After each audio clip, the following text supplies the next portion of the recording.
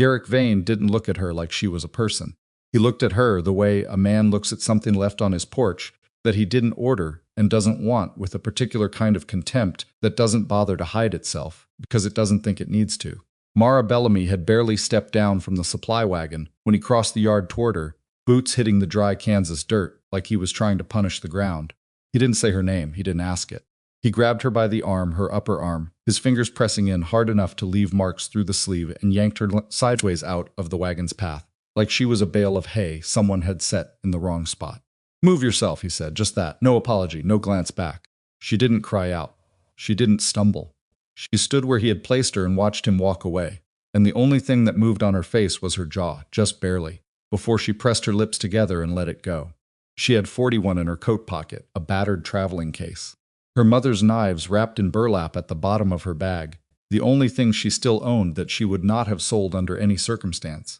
She had a dead husband, a dead marriage, a dead bank account, and exactly 0 places to go if Ironvale Ranch decided it didn't want her. So she picked up her case, and she walked toward the kitchen. If you've ever arrived somewhere new and felt every pair of eyes in the room decide something about you before you opened your mouth, if you've ever walked into a space and felt the weight of other people's assumptions settle on you like a second coat, then you already know exactly what Mara Bellamy was carrying when she stepped through that kitchen door. This is her story.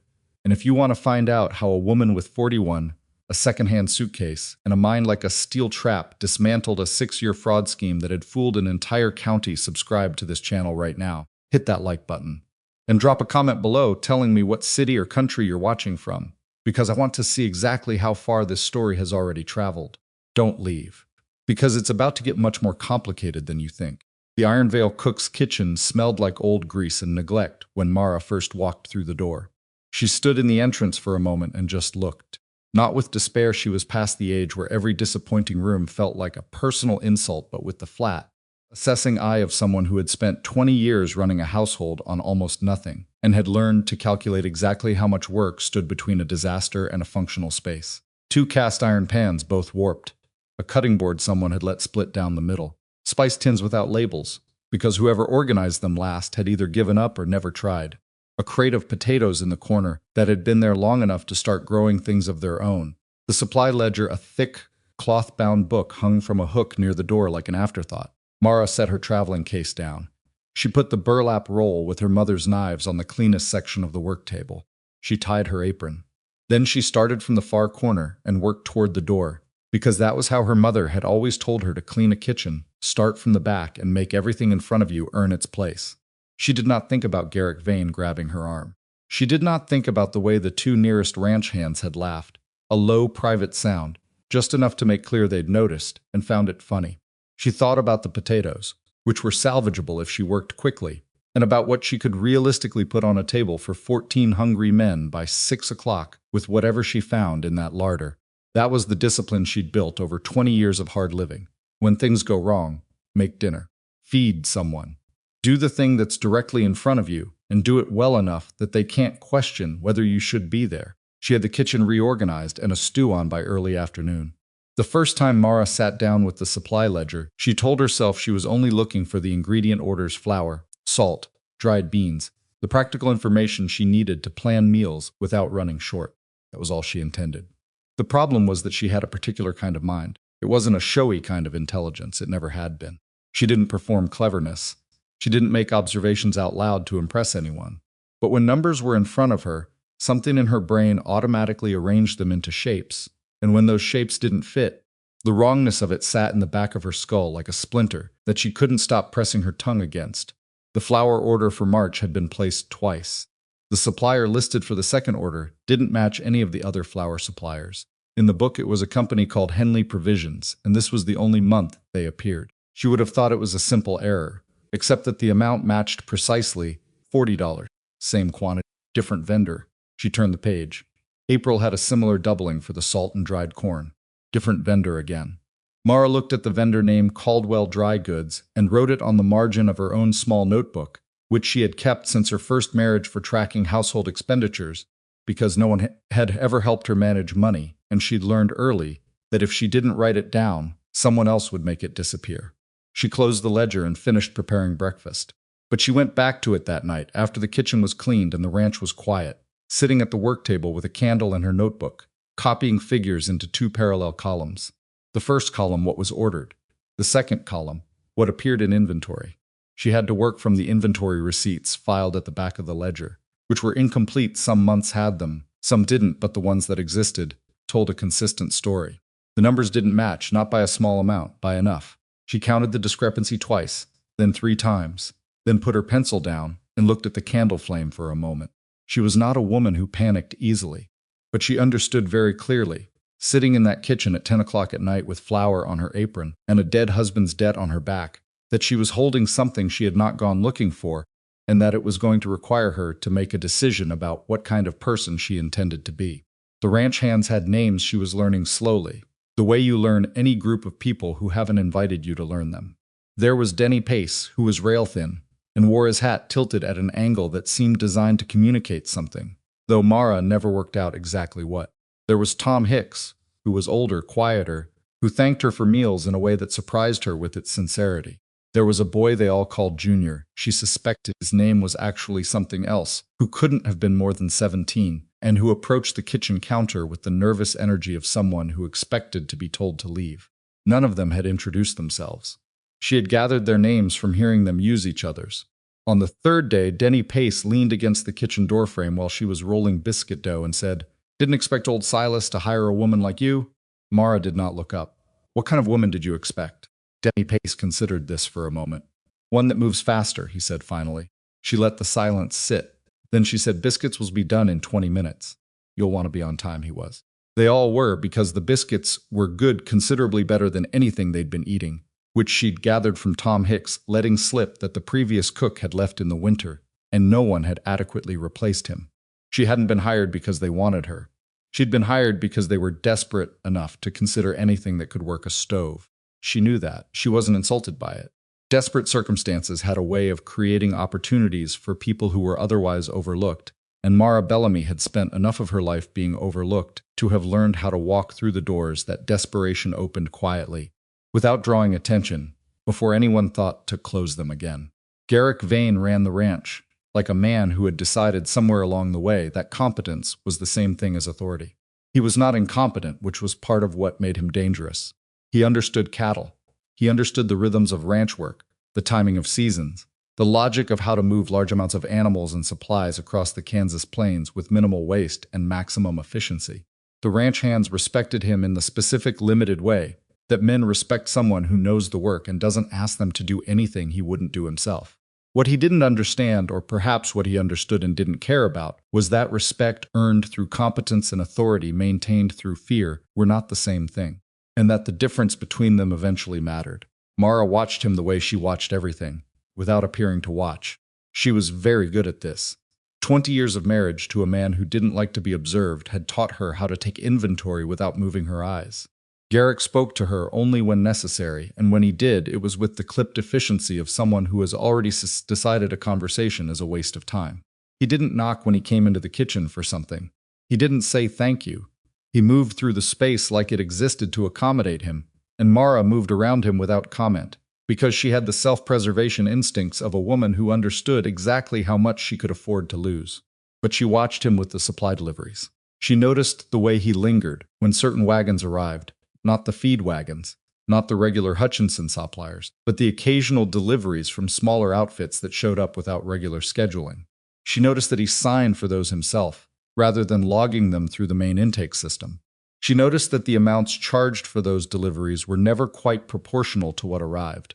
She wrote all of it down in her notebook, in small, careful handwriting, because she had learned that documents have a way of mattering more than spoken words, and she had begun to suspect she might need documentation. It was Junior who told her, without meaning to, something she needed to know. She had given him the task of moving the supply crates from the back larder, reorganizing them as she was reorganizing everything, bringing order to a space that had been neglected into chaos. He worked without complaint, which surprised her, and when he came back in with the last of them, he said, "What do you want done with the old receipt slips?" Mara looked up. "What old receipt slips?" "In the box under the bottom shelf. There's a bunch of them, old ones." She went to look. There was a wooden crate that had been shoved so far back under the lowest shelf that it was nearly invisible, and inside it were 2 years' worth of original supplier receipts, not the copies that had been entered into the ledger, but the originals with the supplier's own handwriting. She couldn't have said why someone had kept them. Maybe they'd been forgotten. Maybe whoever filed the ledger had simply never gotten around to throwing them out. She took the box to the work table and sat down. The originals didn't match the ledger entries. Not all of them. Most of them did the major suppliers, the Hutchinson accounts, the feed and grain operations that had obviously been running clean for years. But there were 15 receipts spread across the 2-year period where the amounts on the original didn't match the amounts in the ledger. Not by a little, by multiples. An original receipt for $18 in hardware supplies had been entered as 42. A delivery of dried beef from a company called Carver & Co. had been received for $24 and recorded as 60.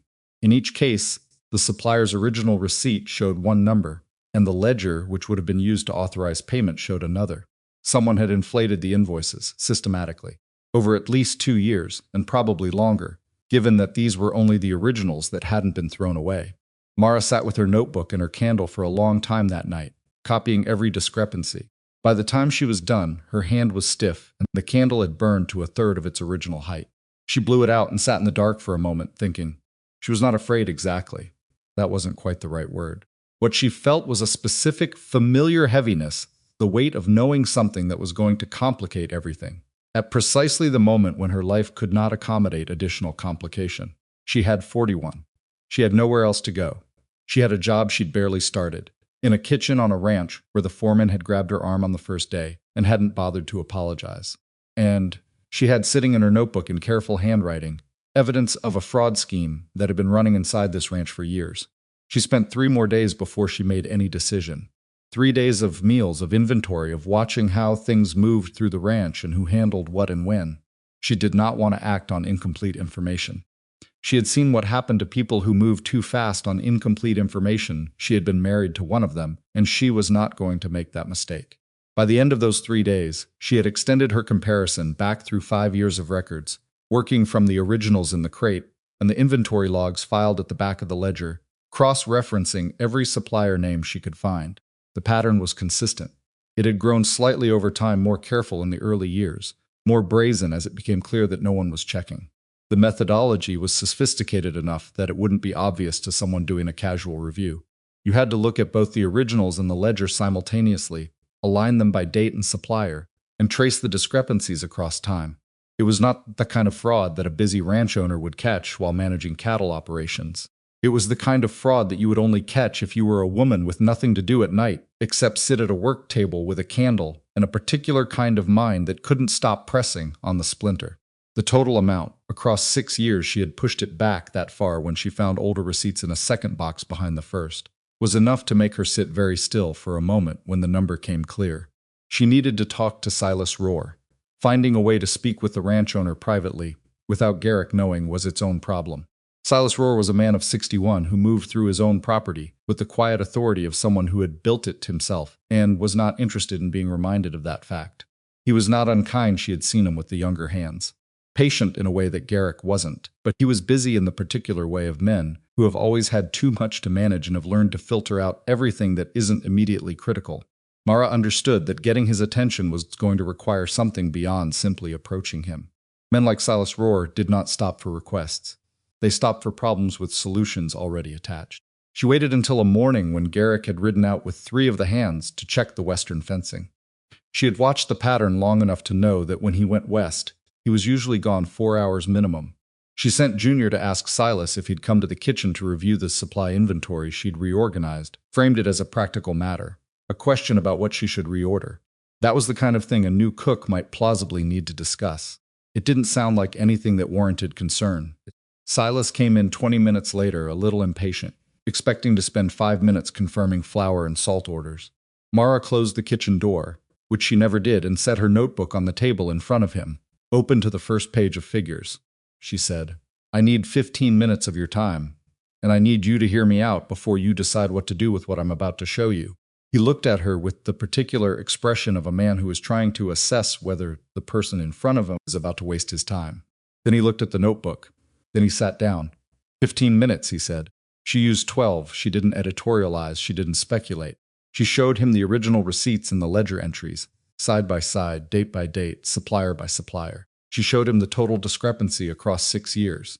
She showed him the pattern of which suppliers appeared only once or twice the ones she suspected, existed primarily to receive fraudulent payments, and she showed him how the methodology had shifted slightly over time, becoming more refined as whoever was doing it gained confidence.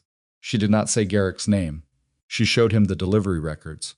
She showed him which deliveries Garrick had signed for personally, and she let him draw his own conclusions. When she finished, Silas sat looking at the notebook for a moment without speaking. Then he said, "How long have you been here?" 11 days, she said. He looked at her. "And you found this in 11 days?" "I wasn't looking for it," she said. "I was looking for the flower orders." He was quiet for another moment. "Then does anyone else know you found this?" "No, Garrick, he doesn't know." Silas looked at the notebook again. "If I go to Garrick with this, what happens?" She had thought about this.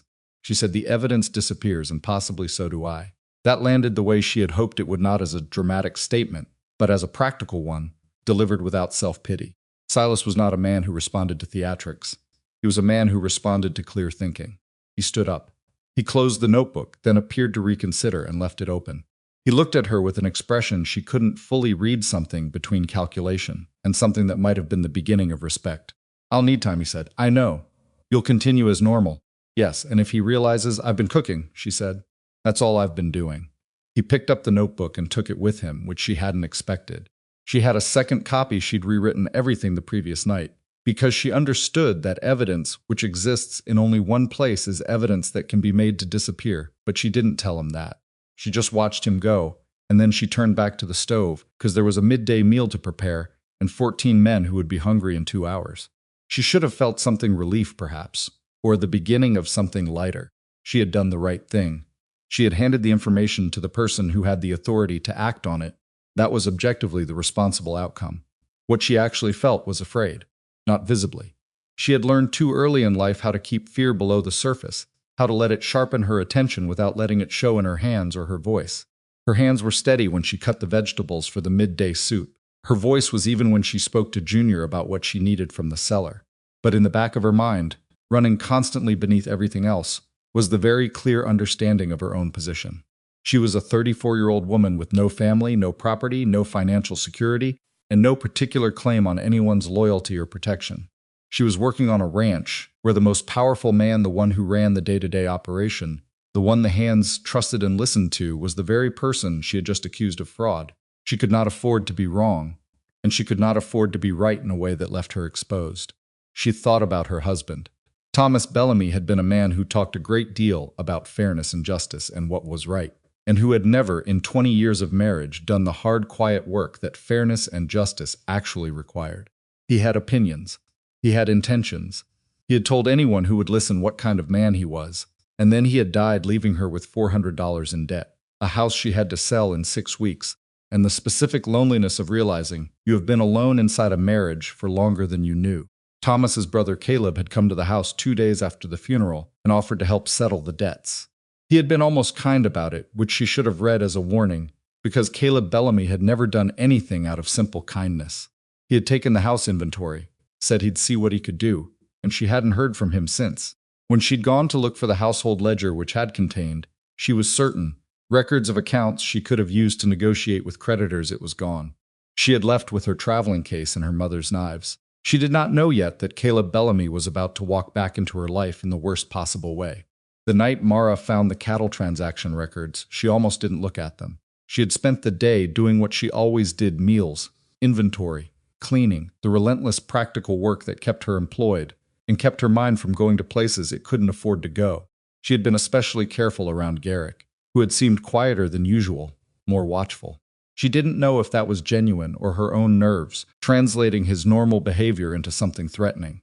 The cattle records were in a separate ledger that she had noticed on her first day, but set aside as outside her area.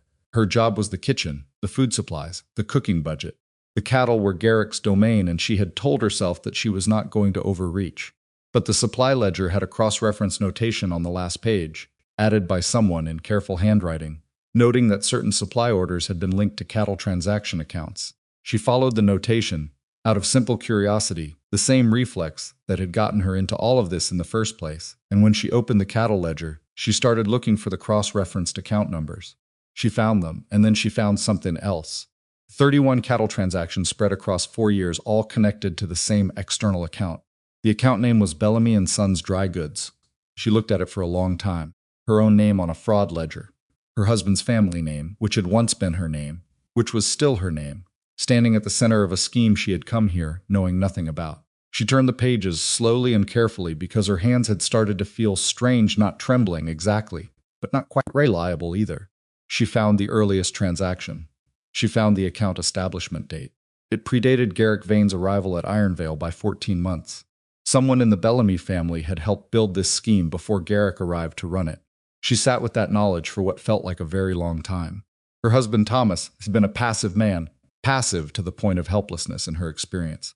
He hadn't had the focus for something like this. He'd barely had the focus for the dry goods business itself, which had been managed largely by his brother. Caleb, who had come to the house 2 days after the funeral, who had offered to help settle debts, who had taken the household ledger and never returned it, who, she now realized, might have come to the house not to help her, but to make sure there was nothing there that could lead anyone back to him. She closed the ledger. She sat in the dark kitchen with her hands flat on the table, and her mother's knives rolled in their burlap on the shelf across the room, and she thought very carefully about what she was going to do next. She had gone looking for flour orders. She had found a 6-year fraud scheme, and somewhere beneath the fraud scheme was a layer that had her own family's name on it, which meant that whatever came next was not going to be simple and was not going to leave her untouched, and was going to require her to be better prepared than she had ever been for anything in her life. She got up. She put the kettle on because she was going to be awake for several more hours, and there was more work to do. She opened her notebook to a fresh page. She picked up her pencil. She started to write. The kettle took a long time to boil that night, or maybe it only felt that way because Mara was sitting very still, listening to the ranch settle around her into the specific silence of a place where people who work hard go to sleep early and hard. She had her notebook open to the new page. She had her pencil. She had the cattle ledger open beside the supply ledger, both of them laid flat on the work table, and she was looking at the place where 2 separate sets of numbers converged on a single name. Bellamy and Sons Dry Goods. She had not written the name down yet. She had written everything else: account numbers, transaction dates, amounts, cross-reference notations, and left a blank space where the name should have been, as though part of her was still negotiating with herself about whether to make it permanent on paper. Writing it down felt like the last step across a line she couldn't come back from. She picked up the pencil and wrote it. Bellamy and Sons Dry Goods. 31 transactions. 4 years. Account established 14 months before Garrick Vane set foot on Ironvale Ranch. Then she wrote Caleb. Not Caleb Bellamy, just Caleb, because she had known him for 20 years, and whatever else he was, she was not going to pretend she didn't know exactly who he was. The kettle began to whistle. She got up, made her tea, came back to the table, and sat down again. She held the cup in both hands for warmth, because Kansas nights were cold even in the early season, and the kitchen fire had burned down to coals. She didn't rebuild it. The cold was keeping her alert, and she needed to stay alert. What she was looking at was this. Garrick Vane had been running a supply fraud at Ironvale Ranch for at least 6 years. That much she had already documented and handed to Silas Rohr. But beneath the supply fraud earlier than it, foundational to it, someone with the Bellamy name had established a cattle transaction account that had been used as part of the larger scheme. 31 transactions. The money moved through Bellamy and Sons, which had been Thomas's business, which Caleb had managed. Thomas was dead. That left Caleb. She needed to think about this carefully, because there were 2 separate problems here, and she could not afford to collapse them into one. The first problem was Garrick. That was Silas's problem now, or it would be if Silas did what she had asked and investigated quietly. The second problem was Caleb, and that one was hers, because it had her name on it, which meant that when this came to light, and it would come to light, because fraud always did eventually, and she had made certain it was going to the first question anyone was going to ask, was what Mara Bellamy, who shared the family name, had known, and when she had known it. She had known nothing. She had arrived here with 41 and her mother's knives, looking for a job cooking, and she had stumbled into this completely by accident. That was the truth. But the truth, she had learned over a long and often painful life, was not the same as what people believed. And what people believed was shaped by appearances, and the appearance here was a woman who bore the family name of a fraudulent account, who had taken a job at the ranch connected to that fraud, who had spent 11 days going through the financial records. She could see exactly how that would look to someone who didn't know her. She drank her tea, she thought. She began to write a careful, Sequential account of how she had come to be at Ironvale, the newspaper advertisement, the letter she had sent, the date she had been offered the position, and she wrote it not because anyone had asked for it, but because she understood that a well-documented timeline was the only thing that would protect her if things went wrong, and she was not willing to bet her life on things going right. Silas Rohr moved carefully over the next 10 days, and Mara was grateful for that, because a man who moved quickly in a situation like this was a man who made mistakes. She didn't know exactly what he was doing. She wasn't supposed to know. They had agreed, in the brief conversation in the kitchen, that she would continue her normal work, and that there would be no further visible communication between them that might draw Garrick's attention. Silas was a man who understood operational discretion. She had sensed that about him from the way he'd listened, the specific quality of his attention, the absence of emotional reaction that told her he was already thinking 3 steps ahead. What she could observe was that 2 men arrived at the ranch in the second week, introduced as potential investors interested in the cattle operation, who spent a notable amount of time in Silas's office, and also quietly reviewing documents in the small records room adjacent to the main house. She noted that Garrick was kept occupied during their visit with a series of tasks that took him to the far end of the property. She noted that the men spoke to no one except Silas. She noted that they left without shaking hands with anyone, which was not how genuine investors usually behaved. She went back to cooking, she went back to her ledger work at night, and she went back to the cattle records because there was something there that still didn't quite fit, and she could not leave a thing that didn't fit alone. The 31 transactions through Bellamy and Sons spanned 4 years, but they were not evenly distributed. In the first year, there had been 11 transactions, a high initial volume. In the second year, 7. In the third year, 8. In the fourth year, only 5, and then they stopped. The account went inactive. Garrick's supply fraud continued, but the Bellamy account was never used again after that point. She worked backward from the date the account went inactive. It corresponded within about 6 weeks to Thomas Bellamy's death. She sat with that for a long time. She wasn't sure what it meant.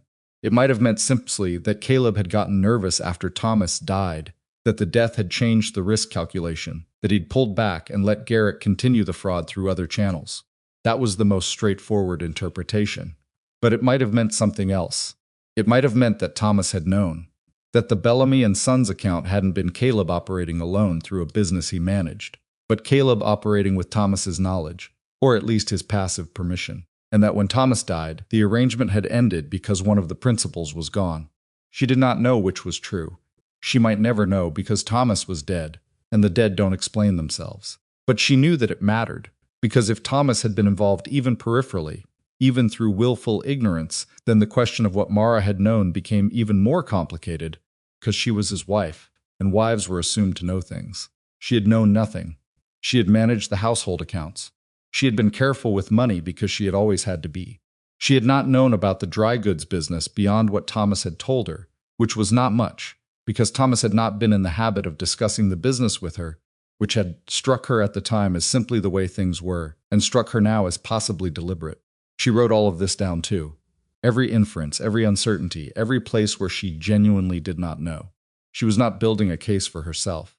She was building a record, because records were what survived when everything else was disputed, and she had the feeling growing stronger every day that before this was over, everything was going to be disputed.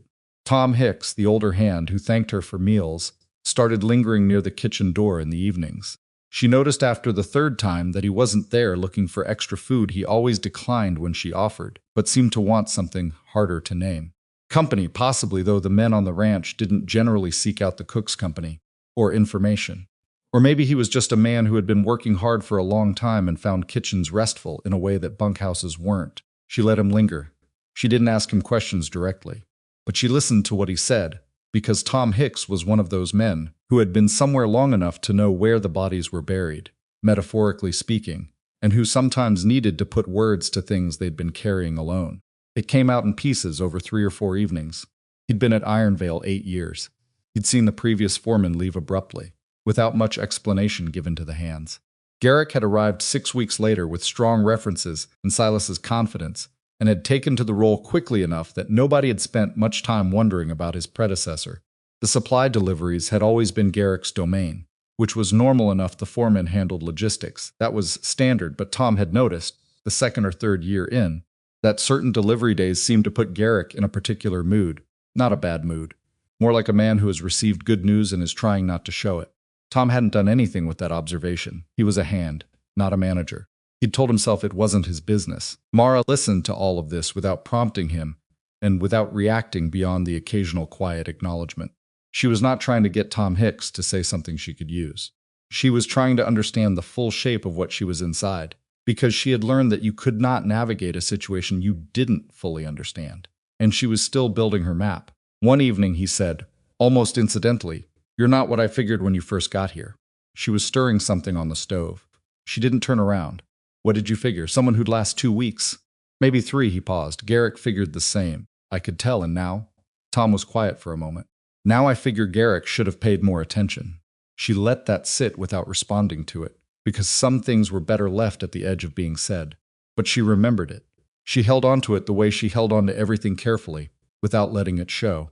It was on a Wednesday 17 days into her time at Ironvale that Garrick noticed something had changed.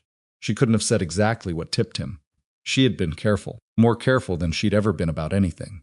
Methodical in a way that bordered on exhausting, maintaining such a consistent performance of ordinary kitchen work, that she had begun to feel like a woman playing herself in a story about her own life. She had not changed her schedule.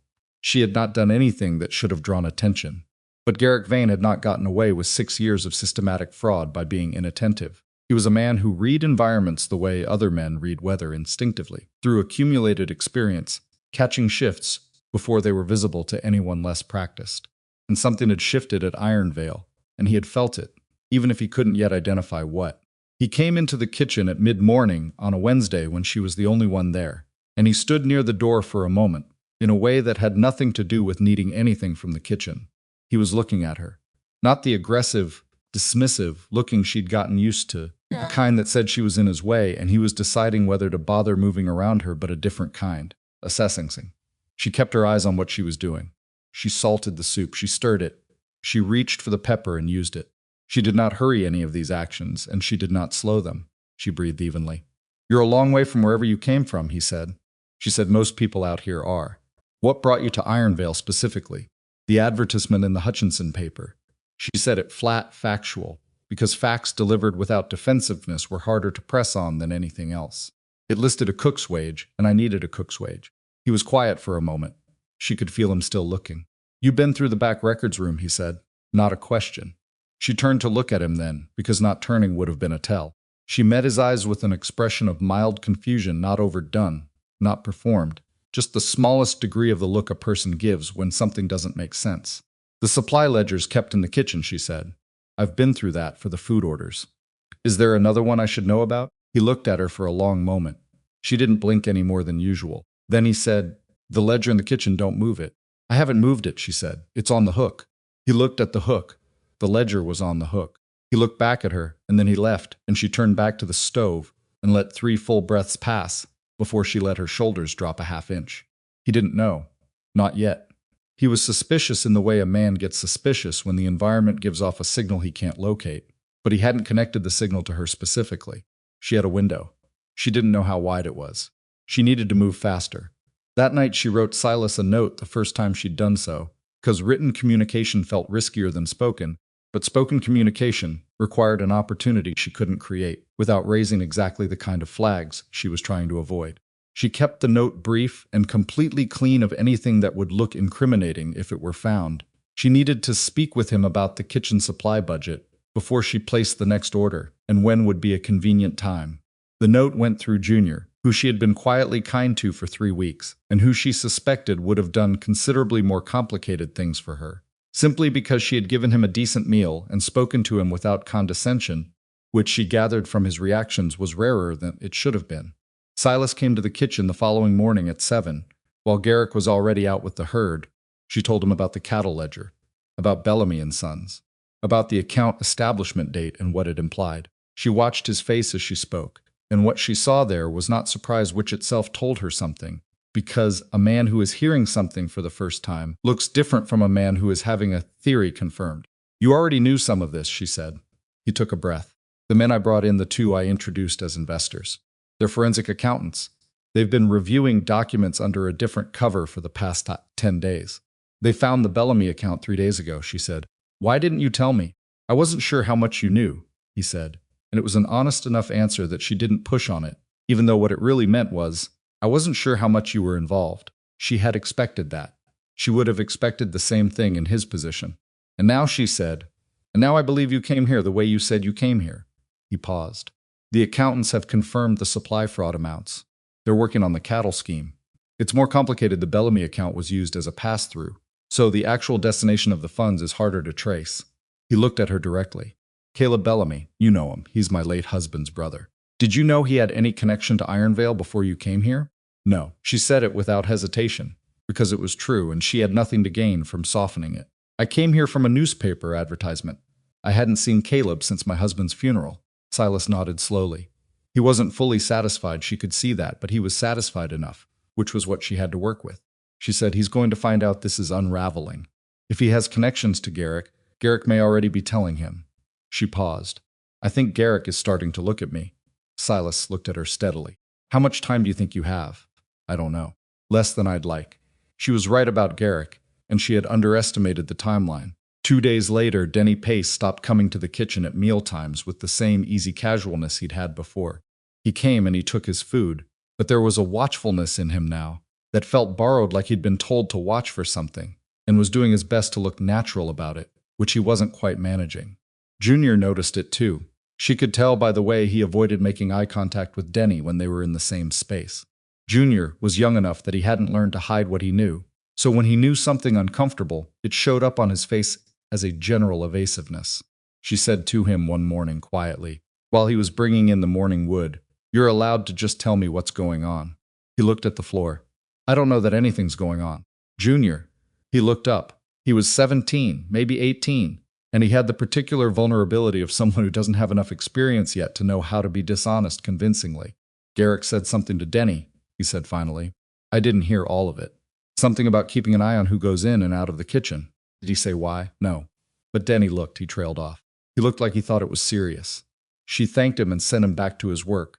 She stood at the stove and thought about the shape of what was coming, and she began to see it more clearly than she had before.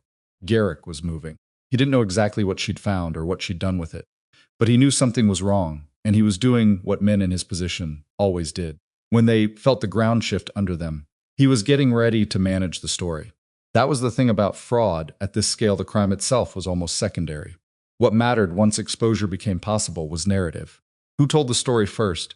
Who told it most convincingly? Who had the most credible account of what had happened and why? Garrick had survived 6 years by being the most credible person in any room he entered. He was not going to give that up without a fight. And the easiest way to undermine Mara's credibility was to make her the story. She understood this. She had understood it, in the abstract, since the night she'd found the cattle records and seen her own name attached to the scheme. But understanding something in the abstract and watching it begin to happen in front of you were not the same experience, and the specific weight of watching Denny Pace track her movements across the kitchen yard was something that sat in her chest like a stone. She kept cooking. She kept her notebook hidden. She'd moved it after the conversation with Garrick, buried it in the bottom of her traveling case under the burlap roll with her mother's knives, because that was the one place she was confident no one would search with any ease. She kept her face neutral and her work steady, and she did not let herself think too far ahead, because thinking too far ahead in a situation like this was how you started making desperate moves, and desperate moves were how people lost. The rumors started a week after Denny began watching. She didn't hear them directly, she was the subject, which meant they traveled around her rather than to her. But she heard enough, in fragments, in the pauses before a conversation shifted when she walked within range, in the particular quality of silence that settles over a group of men who have just been saying something they don't want overheard.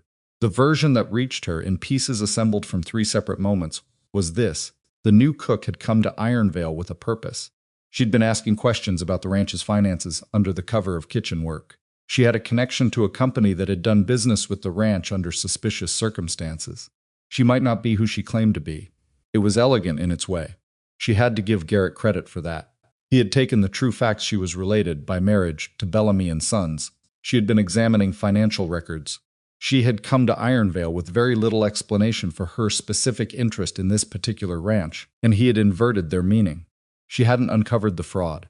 She had come to facilitate it, or to interfere with its discovery, or to manufacture evidence against an innocent man. He hadn't said any of this directly. He was too careful for that. He had planted the seeds in conversations with Denny and possibly one or two others, and let the natural social dynamics of a ranch community do the rest. Rumors don't need a megaphone. They only need fertile ground and enough time. Tom Hicks found her in the kitchen on a Thursday evening and stood near the door in his usual way and said, without preamble, "Garrick's been talking." "I know," she said, "about you. I know that too." He was quiet for a moment. "You going to do something about it?" She looked at him. "What do you think I should do?" He rubbed the back of his neck, which seemed to be a gesture he made when he was working through something. "I think," he said carefully, "that a person with nothing to hide generally finds a way to show that." "Generally," she said. "But sometimes," he said, "the showing is harder than the hiding." She nodded. She turned back to the stove. "Thank you, Tom." He left. She stirred the pot. She thought about Silas, who was moving through whatever process he was moving through, and she thought about time, how much of it she had left, before Garrick's narrative calcified into something that would be very hard to displace with facts, and how much she was going to need to get done before that happened. It was on the day that everything changed that the morning started completely ordinarily. She had made oatmeal and biscuits. She had spoken to Junior about restocking the cornmeal. She had been outside briefly to check on the state of the root cellar, and had noted, without reacting, that Denny Pace was standing near the fence in a position that had a clean sight line to the kitchen door. She went back inside and began on the midday preparations. At 11 o'clock, Silas came to the kitchen door, not the quiet, careful arrival of a man managing discretion, but a direct, purposeful visit that he made no effort to obscure, which told her something significant had shifted. He had 2 men with him. She recognized one of them from the investor visit. The other was a stranger, Miss Bellamy, Silas said. He used the formal address, which he hadn't before. "I need you to come to the main house." She dried her hands on her apron. "Now?" "Now." She took off the apron and folded it on the counter. She followed them out. She was aware of being watched as she crossed the yard, not just Denny from the fence, but others. The specific attention of a small community that understands something significant is happening without knowing what it is. She kept her posture even, and her pace unhurried, because she was not going to let anyone watching conclude, from how she walked, that she was frightened. She was frightened, but that was information she was not prepared to share. In the main house, there was a table with documents laid out on it. Her documents, she realized, the originals of her work, plus additional materials she didn't recognize that the accountants must have compiled separately. Silas stood at the head of the table. The accountant she recognized, a compact, precise man named Alcott, stood to one side. The stranger was introduced as Vernon Hale, a county land agent with oversight responsibilities for property fraud cases. Vernon Hale looked at her and said, "You're Mara Bellamy." "Yes." "You were married to Thomas Bellamy of Bellamy and Sons Dry Goods. He died 8 months ago. And you came to Ironvale Ranch." 6 weeks after I sold the house to settle his debts," she said, "because I had $41 and no other income, and the ranch advertised for a cook." She said it evenly, the way she said everything when she was most under pressure, not cold, but controlled. A woman who has had a very long time to practice not letting her voice shake when she was afraid. Hale looked at her for a moment, then he looked at Silas. "She found the initial discrepancies herself," Silas said. "Came to me on day 11. Hale looked back at Mara. "Before we contacted you." "Before anyone contacted me," she said. "I was looking for the flour budget." There was a short silence. Alcott made a small, dry sound that might have been the beginning of a laugh, quickly suppressed. Hale picked up one of the documents, the Bellamy and Sons account. "You knew nothing about it. Not until I found it in the cattle ledger. My husband never discussed the business operations with me." "That's consistent with what we found," Alcott said. He had a precise, careful voice that matched his precise, careful face.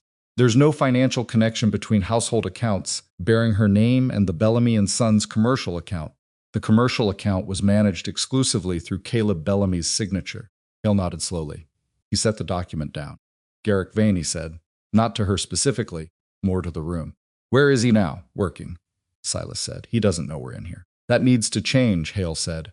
She watched what happened next from a position near the window, where she had been asked, politely, to wait.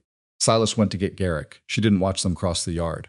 She watched the documents on the table, and she thought about the 6 weeks between Thomas's funeral and the day she'd left for Ironvale. She thought about Caleb arriving at the house 2 days after the burial, kind in a way that hadn't been natural to him. He'd known this was coming, not precisely, not in every detail, but he had known there was risk. The fact that he'd come to take the household ledger, and she was more certain of that now than she had ever been told her that he'd been trying to limit exposure, to clean up loose ends. He hadn't thought the loose end was his sister-in-law with $41 in a job application, because he'd never thought that much about his sister-in-law at all. That was his mistake. And she knew in the specific way that you know things you wish you didn't have to know, that Caleb was not done yet, that a man who had gone to that much trouble to protect himself was not going to sit quietly while his protection came apart. She was right about that too. And he arrived at Ironvale Ranch 3 days later, with 5 letters that he claimed she had written. He looked the same as he always had, which was the first thing that surprised her, because she had been imagining him differently in her mind, sharper somehow, more visibly marked by what he'd done. But Caleb Bellamy was a man of 42, who carried himself with the ease of someone who had always been able to talk his way clear of difficulty, and he walked into Silas Rohr's main house with the particular confidence of a man who believes he is about to solve a problem. He had not come alone. He had brought a lawyer named Drummond, who was young and well-dressed and carried a leather case with the reverence of a man who understands that his value is entirely contained within it. Silas had asked Mara to be present. She had said she would rather stand near the window than at the table, and he had agreed. And that was where she stood when Caleb came through the door and saw her. He stopped. Just briefly, just the smallest hitch in his stride before he recovered, and continued into the room as though he had expected to find her there. But she had seen it. She had seen the flicker of calculation that crossed his face in the instant before the confidence reasserted itself. "Mari," said. "Caleb," she said. He looked at Silas. He said, "I understand there have been some questions about the Bellamy and Sons account." He had the tone exactly right, concerned, cooperative, a man who wants to clear everything up. "I came as soon as I heard. Obviously there's been some kind of misunderstanding, and I want to help resolve it." Hale, who was also present, said, "What kind of misunderstanding do you believe has occurred?" Caleb looked at him. Something moved behind his eyes, the assessment of a new variable. Then he said, "I think my sister-in-law has been in a very difficult position since Thomas passed, and I think that difficulty may have led to some decisions that she's now trying to manage in a way that points attention away from herself." Mara said nothing. She had expected this, not the exact words, but the shape of it, the preemptive pivot, the recasting of her as the person with something to hide. Drummond opened the leather case. He laid 5 letters on the table with the careful placement of a man executing a plan he has rehearsed. "These letters," Caleb said, "were written by Mara before she came to Ironvale. They document her intention to seek employment at this ranch specifically and to access financial records as a means of deflecting attention from the Bellamy family's legitimate business activities." He looked at Silas. "I believe she came here with an agenda, and I believe she found what she was looking for." Mara looked at the letters from across the room. 5 documents, all appearing to be in handwriting similar enough to her own that someone who didn't know her writing intimately might not question them. She could see the dates on the topmost one from where she stood. It was dated 2 weeks before she had applied for the cook's position. She breathed slowly and steadily. She said, "May I see them?" Hale looked at Caleb. Caleb hesitated just a moment, not long enough to be obvious, and then made a small, permissive gesture. Drummond gathered the letters and brought them to her. She took them. She read through each one carefully, standing at the window with the light behind her, holding each page at a slight angle. It took her 8 minutes. No one spoke. She already knew they were forged. She knew it the moment she'd looked at the first one, because the letter spacing in the salutation was consistent, in a way, her own handwriting. Never was she had a tendency to compress the letters in the middle of a word slightly, a habit her schoolteacher had tried to correct and never quite managed. The forgeries had corrected it. They were good. Better than she would have expected from Caleb, which meant he had paid someone who understood documents. But they had gotten it wrong. Not obviously wrong, not wrong in the way that anyone looking for a quick verification would catch. Wrong in the way that required patience and close observation, and a particular kind of attention to the small things that people doing careful work often overlook precisely because they were working so carefully on the large ones. She put the letters down. She looked at Caleb with an expression that gave him nothing, and she said, "These aren't mine." Caleb spread his hands, a practiced gesture of patient reasonableness. "Mara, I can show you specifically why they're not mine," she said. And she heard her own voice come out, even and steady, and she was grateful for that, because she was angrier than she had been about anything in a very long time. Not the hot, urgent anger that comes from shock, the cold, clarifying anger that comes from watching someone underestimate you in exactly the same way they always have, and realizing that this time you have the tools to prove them wrong. She set the letters on the table in front of Silas. She pointed to the first word of the salutation in the first letter. "Look at the letter spacing there," she said. "Every letter evenly distributed.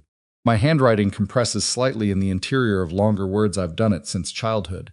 It was something my teacher noted.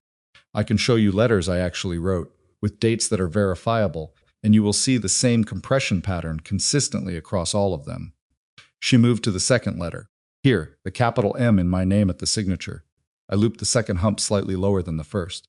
In all 5 of these letters, the humps are level. That's someone who studied my capital M carefully and reproduced it accurately, too accurately. I have never once written my name that way. She straightened up. She looked at Hale. She said, I need a handwriting expert, someone qualified from outside the county. And I need access to the originals of these letters so that they can be examined.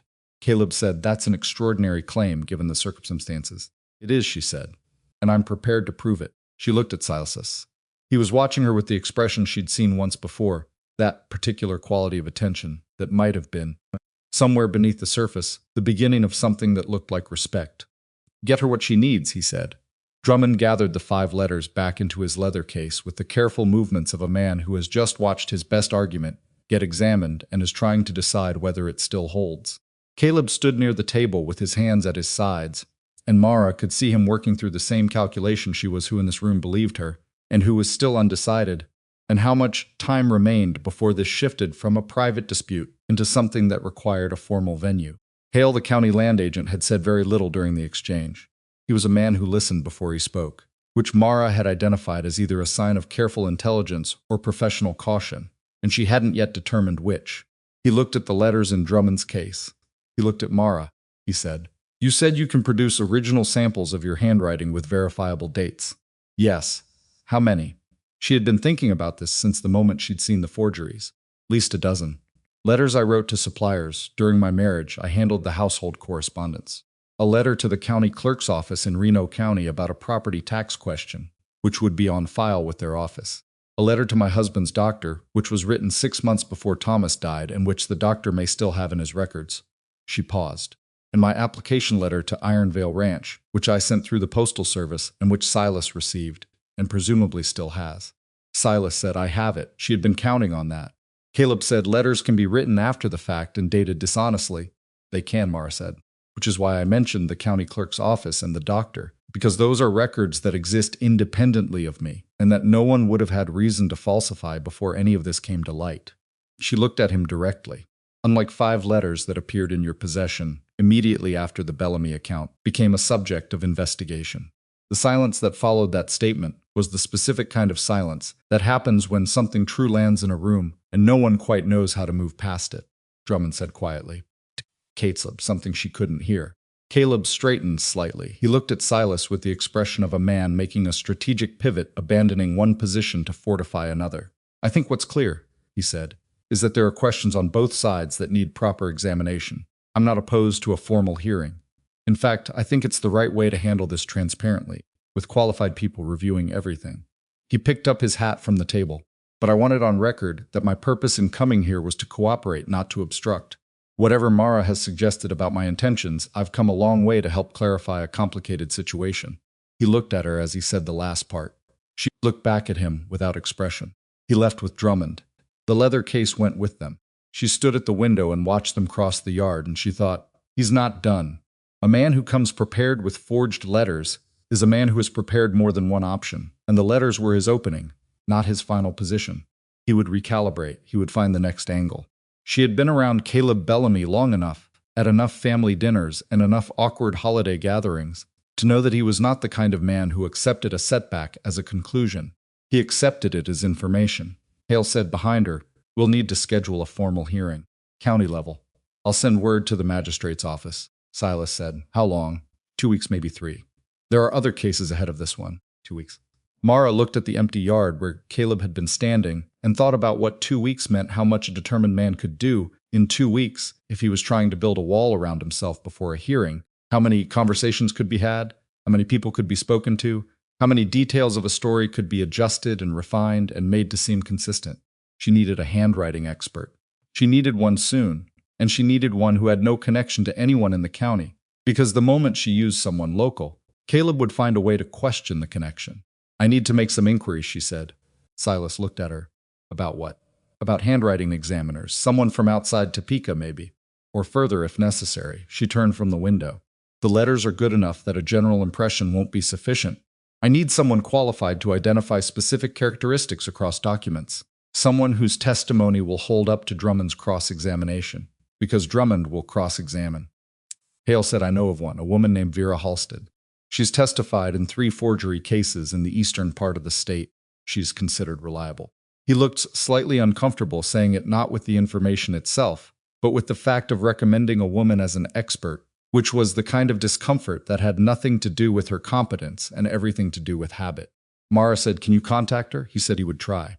She went back to the kitchen and made dinner, because the men still needed to eat, and the world still required that basic level of maintenance regardless of what else was happening inside it. Garrick Vane was confined to the ranch property on Silas's instruction pending the hearing.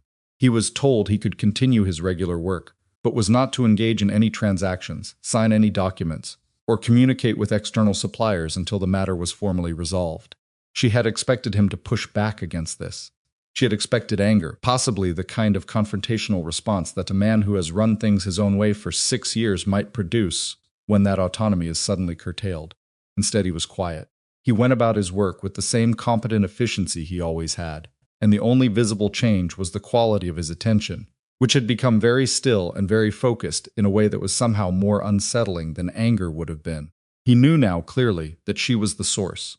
The conversation in the main house, her presence there, Caleb's arrival, the fact that Silas had stood beside her and said, "Get her what she needs," had made the structure of the situation plain. There was no ambiguity left about where the threat was coming from. What he chose to do with that knowledge was interesting. He didn't avoid her. He didn't escalate the surveillance he'd set up through Denny.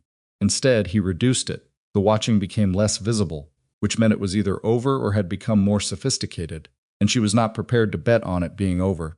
She went about her work with the assumption that she was being observed at all times by someone who was now operating with a clearer picture of what he was dealing with. Tom Hicks found her on a Saturday morning and said quietly that Garrick had been seen writing a letter the previous evening. In his room, door was open and Junior passed by. He paused. Junior didn't see who it was addressed to, but he said Garrick sealed it and put it in his coat pocket. Mara kept her eyes on the vegetable she was cutting. "Thank you. Just thought you should know. I appreciate it." She thought about who Garrick would write to in this position. Not Caleb. They were on the same side of the problem, and there was nothing Garrick needed from Caleb at this point except coordination. A lawyer, possibly. Or someone else, someone with a different kind of usefulness. She filed it away and kept working. Alcott, the accountant, asked to meet with her 4 days after Caleb's visit.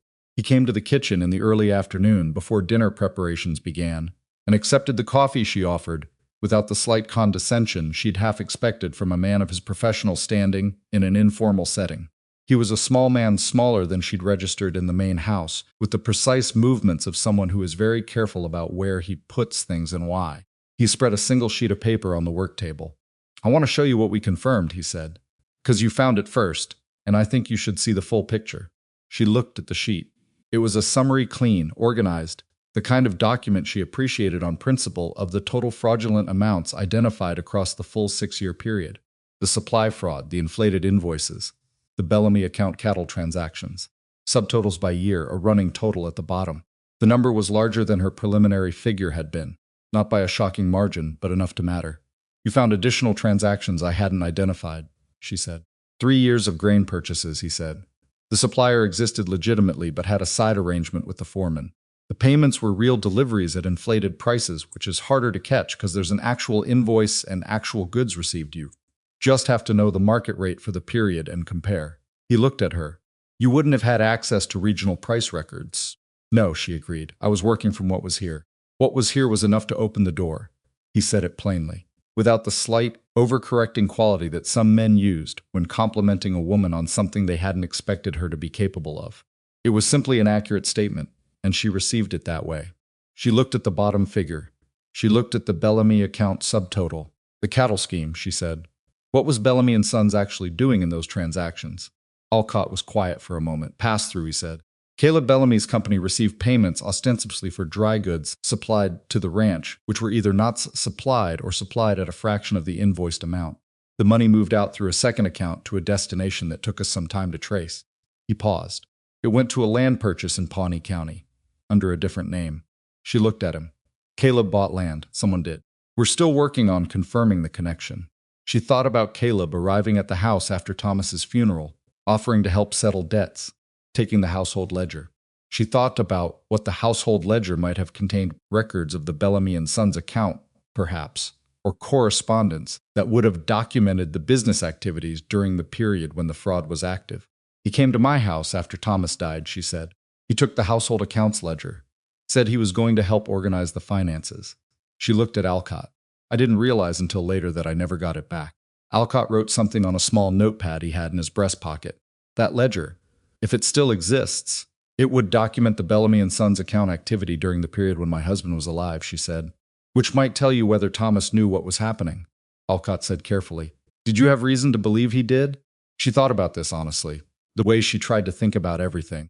Thomas was not a careful man, she said. He was not attentive to detail.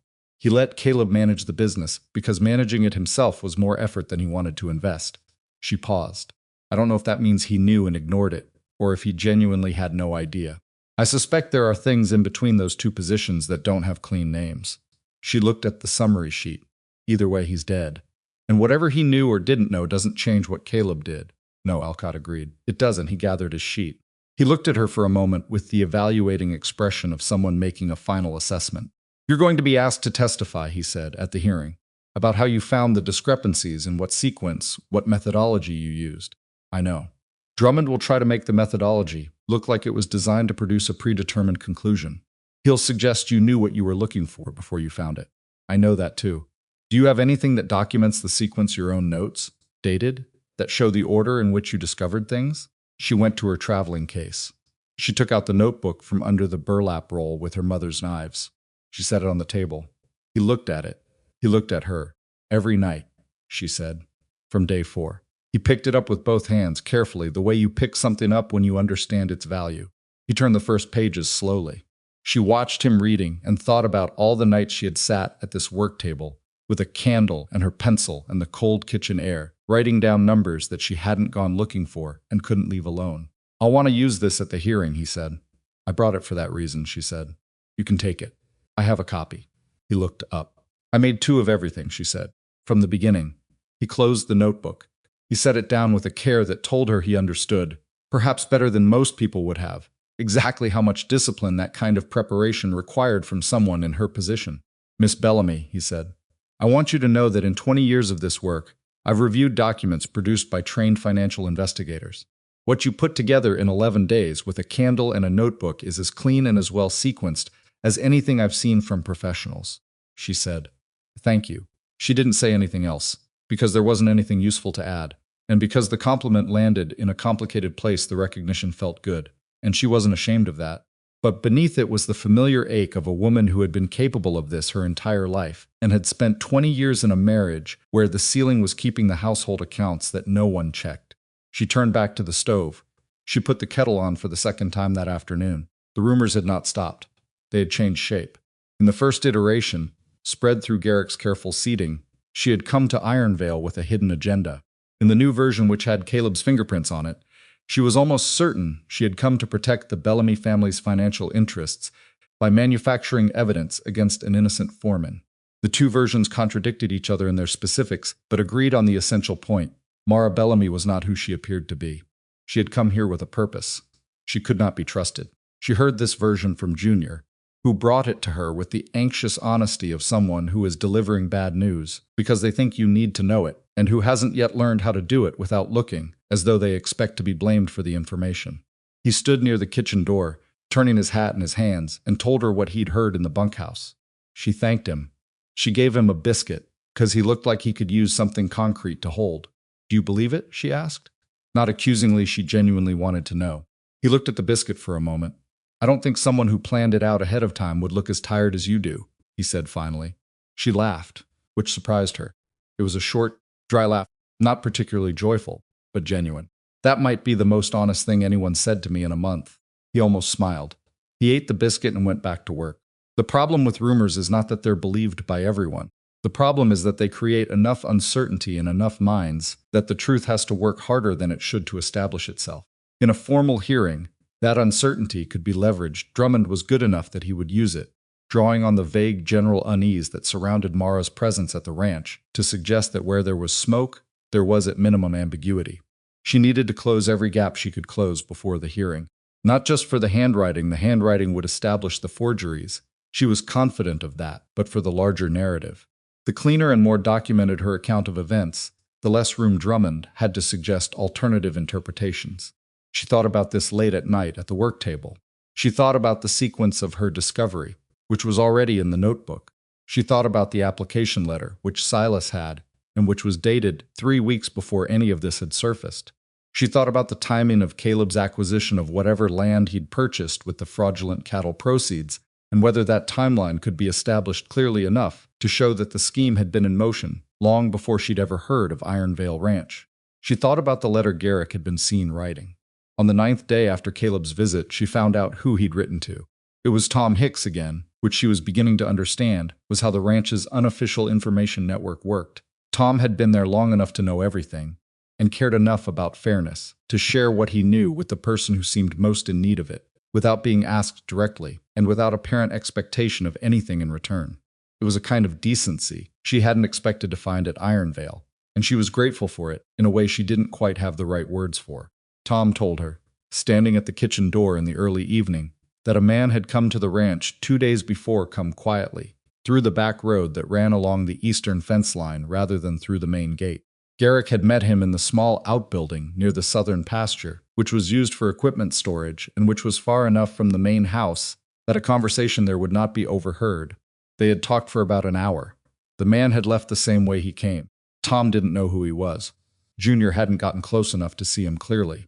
But Denny Pace, who had been near the equipment building for an unrelated reason, had come back to the bunkhouse with a particular expression that Tom described as a man who's just been told something that makes him feel like he's backed into a corner.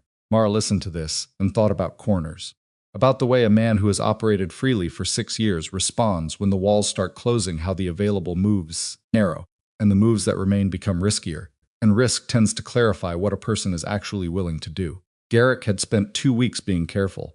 He had not tried to destroy documents. She suspected Silas and Alcott had secured everything that mattered before he had the opportunity. He had not confronted her directly. He had been contained and deliberate, and she had almost in the past few days allowed herself to think that he had accepted the situation as fixed. The quiet meeting in the equipment building told her she was wrong. She said to Tom, "Did anyone mention whether the man carried anything? Documents, a case." Tom thought about it. Denny said he had a small bag. The kind a man carries when he's traveling light but for a purpose. She nodded. She thought about what a man traveling light but for a purpose might carry, and what Garrick might need from an outside contact at this stage in the situation. And 2 possibilities presented themselves. Either he was trying to move money before a hearing could freeze anything associated with the fraud, or he was trying to build something on the legal side, a witness, a counter-declaration, something that would give Drummond additional material to work with. She went to find Silas. He was in his office at the main house, which was a room she had been in 3 times now, and which told her things about him each time she entered it. There were no decorative objects of any kind. There was a detailed map of the Ironvale property boundaries on the wall. There was a desk with a surface that was cluttered in the specific way of a working desk, not an organizational failure. He was reading something when she knocked on the open door, and he set it down and looked at her in a way that had shifted over the past weeks, less the assessing look of a man deciding whether to trust her, and more the focused attention of someone who has decided and moved past it. She told him about the meeting at the equipment building. He listened without interrupting. When she finished, he said, "I'll have Alcott informed." "Hale should know too," she said. "If Garrick is arranging something before the hearing, I'll contact Hale." He looked at her for a moment. "You're very good at this." The observation landed oddly, because it wasn't quite a compliment, it was more like a fact being noted, with some complexity underneath it. Like he was still getting used to the reality of it. She said, "I'm good at paying attention. I've had a lot of practice." He was quiet for a moment, then Miss Bellamy, "I want you to know that whatever happens at the hearing, whatever Drummond or Caleb or anyone else tries to establish, I'm aware of what you did and how you did it, and that awareness isn't going to change based on what's said in that room." She looked at him. She was not sure what to do with kindness when it came without conditions attached, because she hadn't encountered that particular version of it very often. She said, "Thank you. That matters more than I know how to say." He nodded once, which was his version of more. She went back to the kitchen. Vera Halstead arrived 11 days before the hearing. She was not what Mara had expected, which was a failing on Mara's part. She had formed an unconscious picture of someone who looked institutional, someone whose credibility would be visible on the surface. Vera Halstead was 53. With gray-streaked hair she wore in a practical braid, and she carried her own magnifying equipment in a worn leather case that looked like it had been to a great many places and survived all of them. She shook Mara's hand with a firm, dry grip and said, "Let me see the samples," before she had fully sat down. Mara spread them on the table, the 5 forged letters. 12 samples of her own genuine handwriting letters she had recovered by writing to the county clerk's office and to Thomas's doctor, both of whom had, to her considerable relief, kept their correspondence. The application letter from Silas. 3 letters she had found among her own possessions that bore dates from the previous 2 years. Vera Halstead put her magnifying glass to the first forged letter and began. She worked without speaking, which Mara respected. She moved from sample to sample with the systematic patience of someone who has done this long enough to have left drama entirely behind it. She occasionally made small notations on a notepad. She occasionally shifted the angle of her glass. She did not make sounds of discovery or confirmation. Mara sat at the far end of the table and waited, because waiting was something she had gotten very good at. After 2 hours, Vera Halstead set the magnifying glass down and looked up. "Tell me about your lowercase e," she said. Mara said, "I close it. The loop closes." My teacher said I was the only student she'd had who consistently closed it, and she tried to correct it. Vera nodded. She turned her notepad and showed Mara the notation she'd made. Every genuine sample. Closed E consistent across 22 years of documents. She tapped the forged letters. Open. Everyone. Whoever did this studied your letter forms carefully, but they didn't study them from a sufficient range of samples. They may have worked from 1 or 2 letters, which would have been enough to get the general appearance, but not the individual habits. She picked up the magnifying glass again and pointed to the signature on the 3rd forged letter, the capital B in Bellamy. "You have a consistent break in the lower loop. It doesn't complete fully. Has a slight gap at the bottom, I know," Mara said. "It's from holding my pen slightly differently from how I was taught. These letters complete the loop." She set the glass down again. "I've identified 14 characteristics that differ between the forged letters and your genuine samples.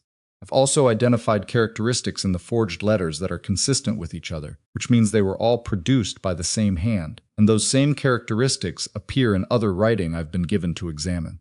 Mara said, "What other writing?" Vera Halstead opened her leather case and took out a separate folder. "Mr. Hale provided me with a letter retrieved from Caleb Bellamy's business records. Correspondence he sent to a land broker in Pawnee County." She set the letter beside the forged samples and gestured to a specific characteristic, the way the letter G descends. There, and here in the forged letter number 2. She moved the glass. The slight leftward pressure on capital letters. Here and here she looked up. "I can testify to 14 matching characteristics between the writer of these forged letters and the writer of this business correspondence." Mara looked at the 2 documents side by side. She looked at the magnified sections that Vera indicated. She was not a handwriting expert and could not fully read what the glass revealed, but she could see enough to understand that what Vera Halstead had found was the kind of specific, technical, non-impressionistic evidence that a skilled attorney would have a very hard time dismissing. She thought about Caleb at the table in the main house, laying the forged letters out with the careful placement of a man executing a plan he believed was solid. She thought about the fact that he had apparently produced the forgeries himself, which told her something about the limits of his resources. He had not been willing to pay for a professional forger, or had not had access to one, or had trusted his own ability to do the work adequately. He was smart enough to have built a 6-year fraud scheme.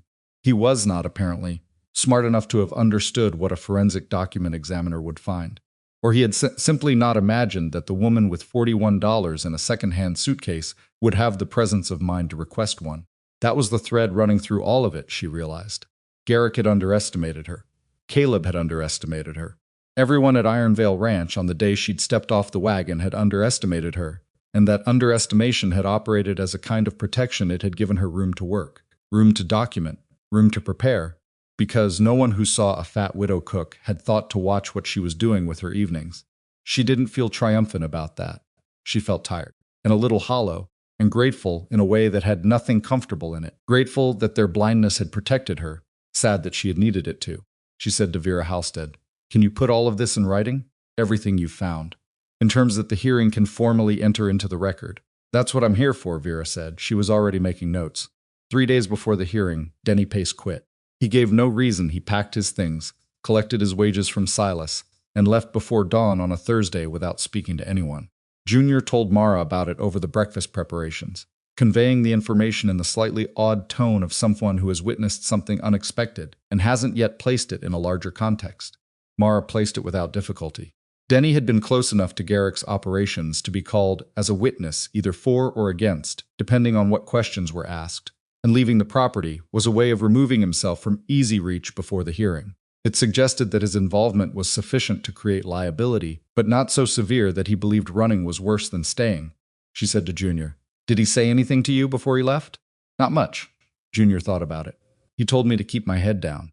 "That's reasonable advice," she said. He also said. Junior hesitated. "What?" "He said Garrick wasn't going to take this laying down." "That's what he said. He said that like it was a warning." Junior looked at her. "I think it was a warning." She set down the wooden spoon she was holding. She looked at Junior, the 17-year-old boy, who was working his first real job and had been placed, entirely through bad luck of timing, in the middle of something much larger and more complicated than he had signed up for. She had been careful over the past weeks not to involve him in anything that could create risk for him. She had used him for small things, delivering a note, telling her what he'd observed, but she had kept him at the edges. She said, "Junior, what's your actual name?" He looked surprised. "Ellis," he said. "Ellis Crane, Ellis. In 3 days there's going to be a formal hearing in town. After that hearing, this situation at Ironvale is going to be resolved one way or another.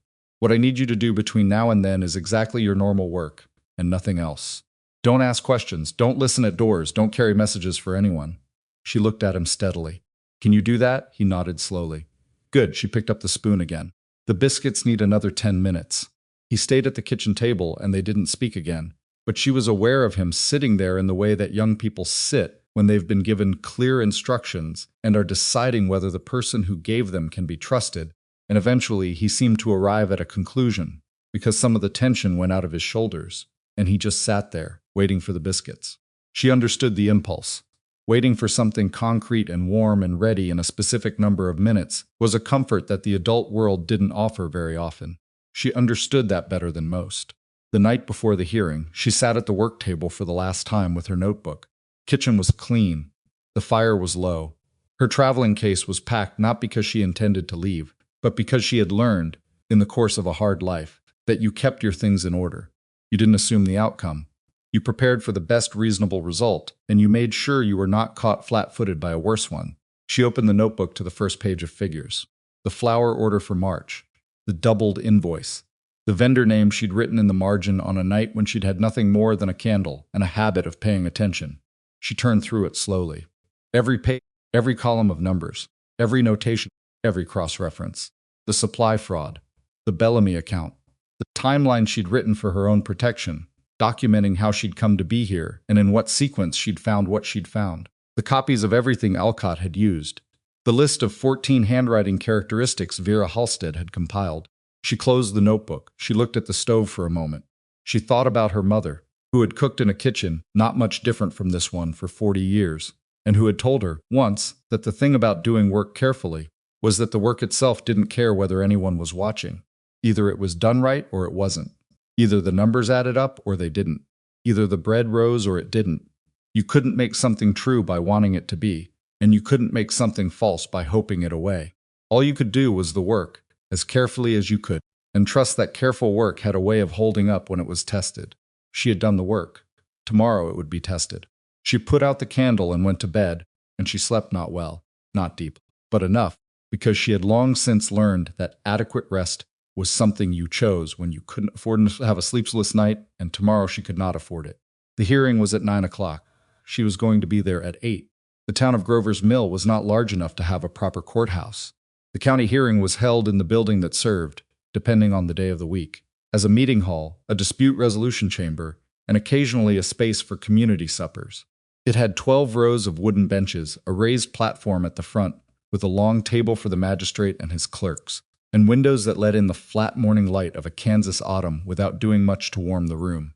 Mara arrived at 8 o'clock as she had planned. She had dressed carefully not to impress, because she had no illusions about the limits of what clothing could accomplish, but to communicate something specific. She wore her dark wool dress, which was plain and well made and showed no wear at the collar. She had her notebook in a leather folder she'd borrowed from Silas. She had a second copy of every document in a separate folder, because she had learned by this point that important things existed in duplicate, or they risked not existing at all. The room was empty when she arrived. She sat in the third row from the front and looked at the magistrate's table and thought about nothing in particular for a few minutes. which was a discipline she'd developed the ability to be present without anticipating, to occupy a waiting space without filling it with dread or hope. Both emotions were expensive, and neither one changed what was going to happen. People began arriving at 8:30. Alcott came in with a young clerk carrying a considerable amount of documentation in a wooden crate. Vera Halstead arrived alone, with her leather case, and sat 2 rows behind Mara, without acknowledging her, which was professional. Their relationship was formally that of witness and interested party, and Vera had explained the night before that she would not appear to be coordinating with Mara in any visible way, because the value of an expert witness depended entirely on the perception of independence.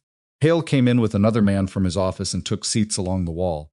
Silas arrived at 20 minutes to 9 and sat in the front row on the opposite side of the aisle and looked straight ahead. Garrett came in with a lawyer, not Drummond, which surprised her. A different man, older, with a thick gray mustache and the bearing of someone who has appeared in more rooms like this than he could count. She didn't know his name. She watched him take his seat and noted that he arranged his documents with the ease of someone who does not have to think about the mechanics of what he's doing, which meant he was experienced and probably good. Caleb arrived last with Drummond. They sat across the aisle 2 rows back. Caleb's eyes found hers immediately when he came through the door, and she held his gaze for a moment before looking back toward the front of the room. She did not look away first.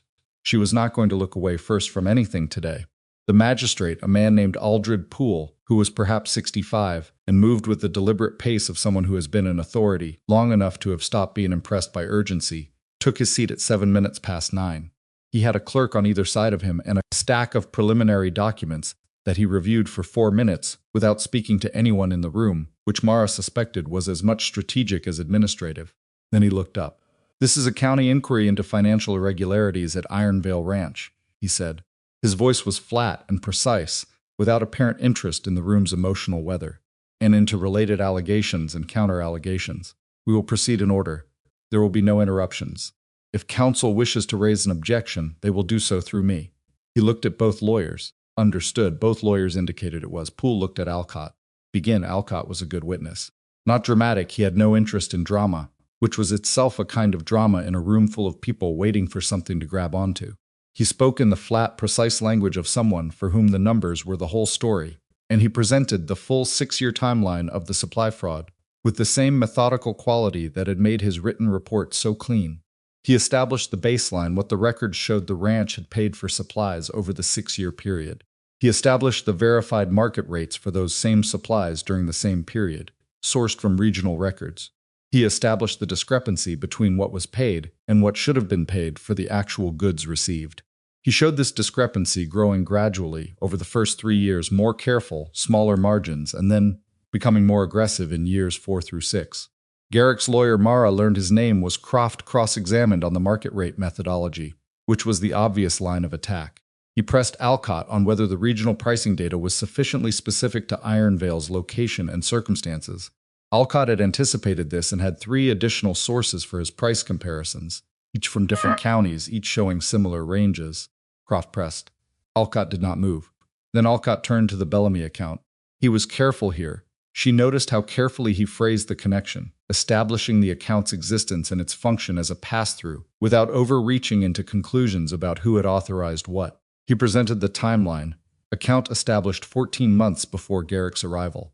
31 transactions over 4 years. Account going inactive within 6 weeks of Thomas Bellamy's death. Drummond objected to the framing of the account's inactivity as meaningful. Poole allowed the objection and asked Alcott to present it as a factual observation rather than an inference. Alcott adjusted without apparent irritation and continued. When Alcott finished, Poole looked at his clerks, made a notation, and called the first supplier. His name was Gerald Foss, and he ran a hardware operation out of a town 40 miles east of Ironvale.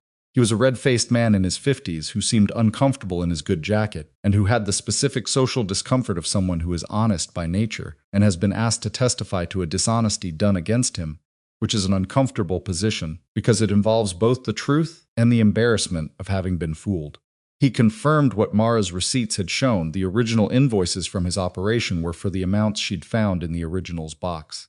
He had no knowledge of the inflated amounts recorded in the ranch ledger, had never authorized any adjustment to his invoices, and had, he said, become aware of the discrepancy only when contacted by Hale's office during the investigation.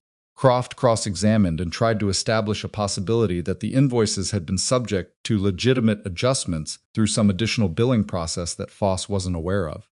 Foss said with the simple directness of a man who did not see complexity where there wasn't any, that his invoices were his invoices and they meant what they said, and he'd been doing business this way for 22 years.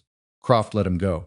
A second supplier followed, a woman named Agnes Birch, who supplied dried goods and who confirmed similar discrepancies in the accounts connected to her operation. She was more composed than Foss, less embarrassed, with the contained indignation of someone who has had time to move through the embarrassment and arrive at anger.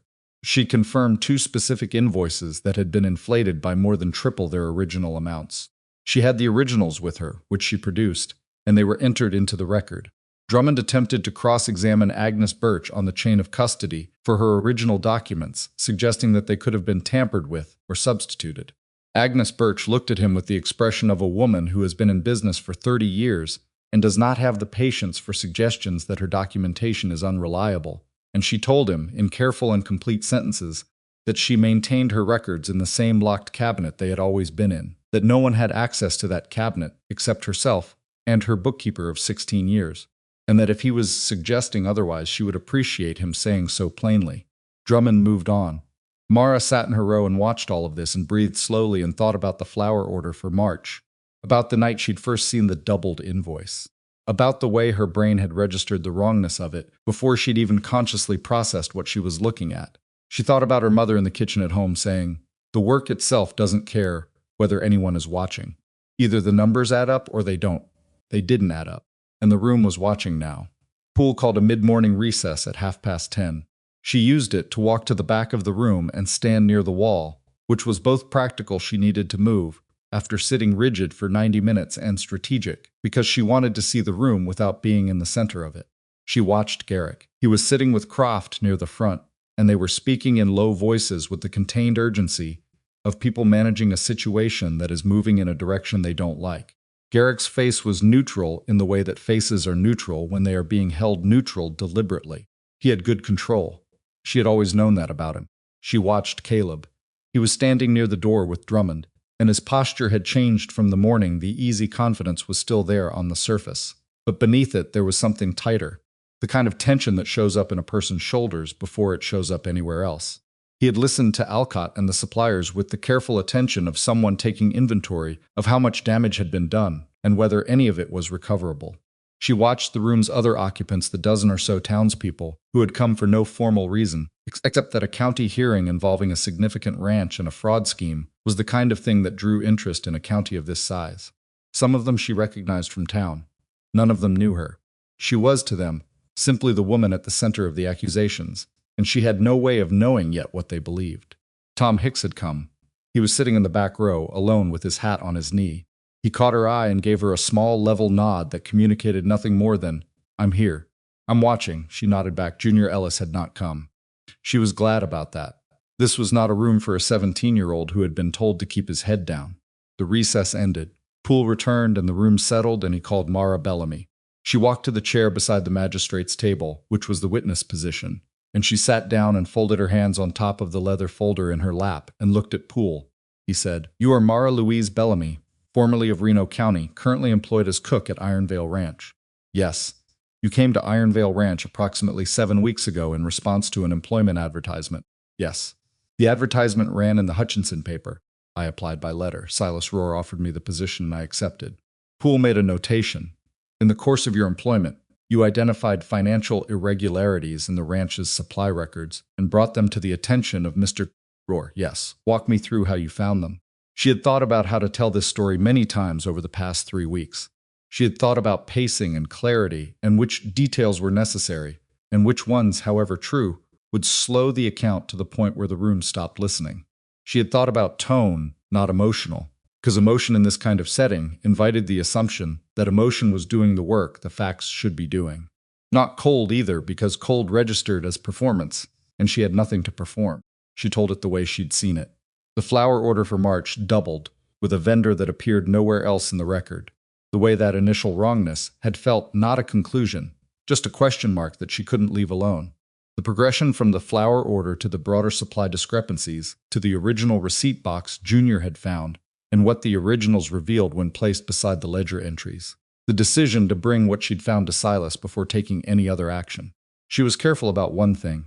She described each discovery in the order it happened, and she named the dates, and she made clear at every point what she had concluded versus what she had merely observed. Alcott had prepared her for this, the importance of not overreaching in testimony, of letting the facts say what they said without addition. Poole asked about the notebook. She produced it from the folder. He examined it. He handed it to the clerk. "You kept these records from day 4 of your employment," Poole said. "Yes, I've always kept records. It was a habit from managing household accounts. Not because you anticipated finding what you found. I found the flour discrepancy on day 4. The notebook starts on day 3. Poole looked at the notebook. "The entry on day 3 is a list of kitchen inventory items." "Yes. I was taking stock of what the kitchen had when I arrived. There was a small sound from somewhere in the room, not quite a laugh, but adjacent to it." Poole didn't acknowledge it. He handed her over to Croft. Croft was methodical and patient and not unkind, which was its own kind of pressure because there was nothing in his approach to push against. He built his cross-examination the way a careful man builds anything from the ground up, testing each layer before adding the next. He established that she had no formal accounting training. She agreed. He established that she had no professional experience in fraud investigation. She agreed. He established that the Bellamy and Sons account bore a name she shared through marriage. She agreed. He established that her late husband's family had conducted business with Ironvale Ranch. She agreed that the records showed this. Then he said, "Is it possible, Mrs. Bellamy, that your examination of the ranch records was guided, even unconsciously, by a prior knowledge of what you might find?" She looked at him. "No." "You're certain?" "I'm certain of what I knew before I arrived, which was nothing about Ironvale Ranch's financial operations. I'm certain of what I found and in what order. I can't be certain about what's possible in a general philosophical sense, but I can tell you what actually happened." Croft made a small sound that acknowledged the response without conceding it. "The Bellamy and Sons account," he said. "Your husband's family business. His brother's business. My husband wasn't involved in the day-to-day operations. But you were aware the business existed?" "Yes." "And you were aware that Caleb Bellamy managed it?" "Yes." "Did you know the business had any connection to Ironvale Ranch?" "Not until I found the cattle ledger on day 17. "Day 17, Croft repeated. "You'd been at the ranch 17 days before you found the cattle records." "I was employed as a cook," she said. "The cattle ledger was outside my area of responsibility. I found the cross-reference notation in the supply ledger and followed it." "And then you found the Bellamy account?" "Yes." "And then you brought that information to Mr. Rohr?" "Not immediately. I spent 2 days reviewing the cattle records fully before I spoke to Silas again." Croft paused. It was a calculated pause, the kind that's meant to suggest that something has been said that requires consideration. 2 days, he said, "during which you had access to those records and no one else knew what you'd found." "During which I was verifying the scope of what I'd found," she said, "because I was not going to bring an incomplete account to Mr. Rohr for the second time." That landed with a clarity she hadn't fully intended, and she saw it register across the room the implication that her methodology had been precise enough to distinguish between preliminary finding and verified conclusion, which was not how someone manufacturing evidence thought. Croft absorbed it without visible reaction. He shifted to the question of Caleb's letters. He laid the 5 forged documents on the table in front of her. "You claim these letters are not yours," he said. "They're not mine." "You identified specific handwriting characteristics that you believe distinguish these from your genuine samples." "Yes." "Could you describe one?" She described the closed E. She described the capital B with the incomplete lower loop. She described the letter spacing in the interior of longer words. She did so without consulting any notes, because she had spent enough time with these specific characteristics that they were part of her. Now she had been conscious of her own handwriting for 3 weeks, in a way she had never been before in her life. Croft said, "These are your own assessments of your own handwriting." "They are," she said. "Vera Halstead's assessments are separate and independently arrived at." He thanked her and sat down. Drummond rose. She had been waiting for Drummond since the moment she'd walked through the door. She had been waiting for him, in some sense, since the night she'd looked at the forged letters and understood what Caleb had done, and what he intended to do with them. Drummond was good. She had watched him with Agnes Birch and with Alcott, and she understood the quality of his intelligence, which was fast and lateral, and very practiced at finding the angle that made a solid thing look uncertain. He looked at her with the slightly apologetic expression of a man who wants you to know that he regrets the necessity of what he's about to do, while also making clear that he will do it thoroughly. He said, "Mrs. Bellamy, you came to Ironvale Ranch with very little financial security." "Yes." $41, as you've stated publicly." "Yes. A significant debt left by your late husband." Yes. And no other employment prospects at the time, none that I had secured. So your position at Ironvale Ranch was, to put it plainly, essential to your survival. It was important, yes. Essential, he repeated gently. You needed this job, I needed a job, this one became available. He let that distinction pass without contesting it, which meant he'd already decided it wasn't his most important point. Your late husband's family, the Bellamys, had a business connection to Ironvale Ranch, which I didn't know about. You've stated that. It's true, and yet, he said, the business in question bears the same name as yourself. I share a name with my late husband's family, yes. I don't share a financial interest in his brother's business. Did you and your husband discuss his brother's business activities? She considered this honestly. Occasionally, generally, not in any detail. Did he ever mention Ironvale Ranch? Not that I recall, not that you recall, Drummond repeated, meaning it's possible he mentioned it and you've forgotten. It's possible I've forgotten something in 20 years of conversation. Yes, but I don't recall it. He moved to the letters. He handled them differently from Croft, with a kind of careful reverence that was itself a performance, suggesting their importance without stating it. These 5 letters, he said. Your brother-in-law has stated under oath that he received them from you in the months before you came to Ironvale. That's what he stated. And you deny writing them. They're not mine. You've identified certain handwriting characteristics you believe distinguish these from your samples. I have. And a handwriting examiner, a woman named Vera Halstead, has been engaged to evaluate them. She has already evaluated them. He paused. We haven't heard from Miss Halstead yet. No. So the hearing has not yet received her expert opinion. Not yet. He looked at the room, not at anyone specific, just a general survey. The kind of move that invites the room to remember that the expert testimony hasn't arrived yet, and that everything the witness has said about the letters is therefore still only the witness's account. It was elegant as moves went. Then he said, Mrs. Bellamy, is it possible that you wrote these letters and have since convinced yourself that you didn't? She looked at him. No. Memory, I didn't write them, she said. Her voice was still even. I know what I write. I know what I've written for 30 years. I know the habits in my own hand because they've been there since I learned to write, and I've never been able to change them, despite several attempts. These letters don't have those habits. That is not a memory question. That is an observation. Drummond looked at her for a moment. He looked at the letters. He sat down. Poole called Vera Halstead. Vera Halstead walked to the witness chair with the unhurried ease of a woman who has been in this situation often enough to have stopped finding it anything but routine. She set her leather case beside her, opened it without ceremony, and looked at Poole. He asked her to state her qualifications. She did. 21 years of document examination. Testimony in 11 formal proceedings across 4 counties. Specific training in question document analysis received from a practitioner in St. Louis, who had worked in the field for 30 years before her. 3 professional publications on the methodology of handwriting comparison in legal contexts. Poole asked her to describe her findings. She described them with the same flat precision she'd used in the kitchen, no drama, no interpretation beyond what the evidence warranted, a steady accumulation of specific observations that built, one on the next, into something that didn't have many reasonable exits. She identified the 14 characteristics that differed between the forged letters and Mara's genuine samples. She described each one specifically: the closed E, the incomplete B loop, the compression pattern in interior word positions, the leftward pressure on capital letters, the specific formation of the lowercase g descender.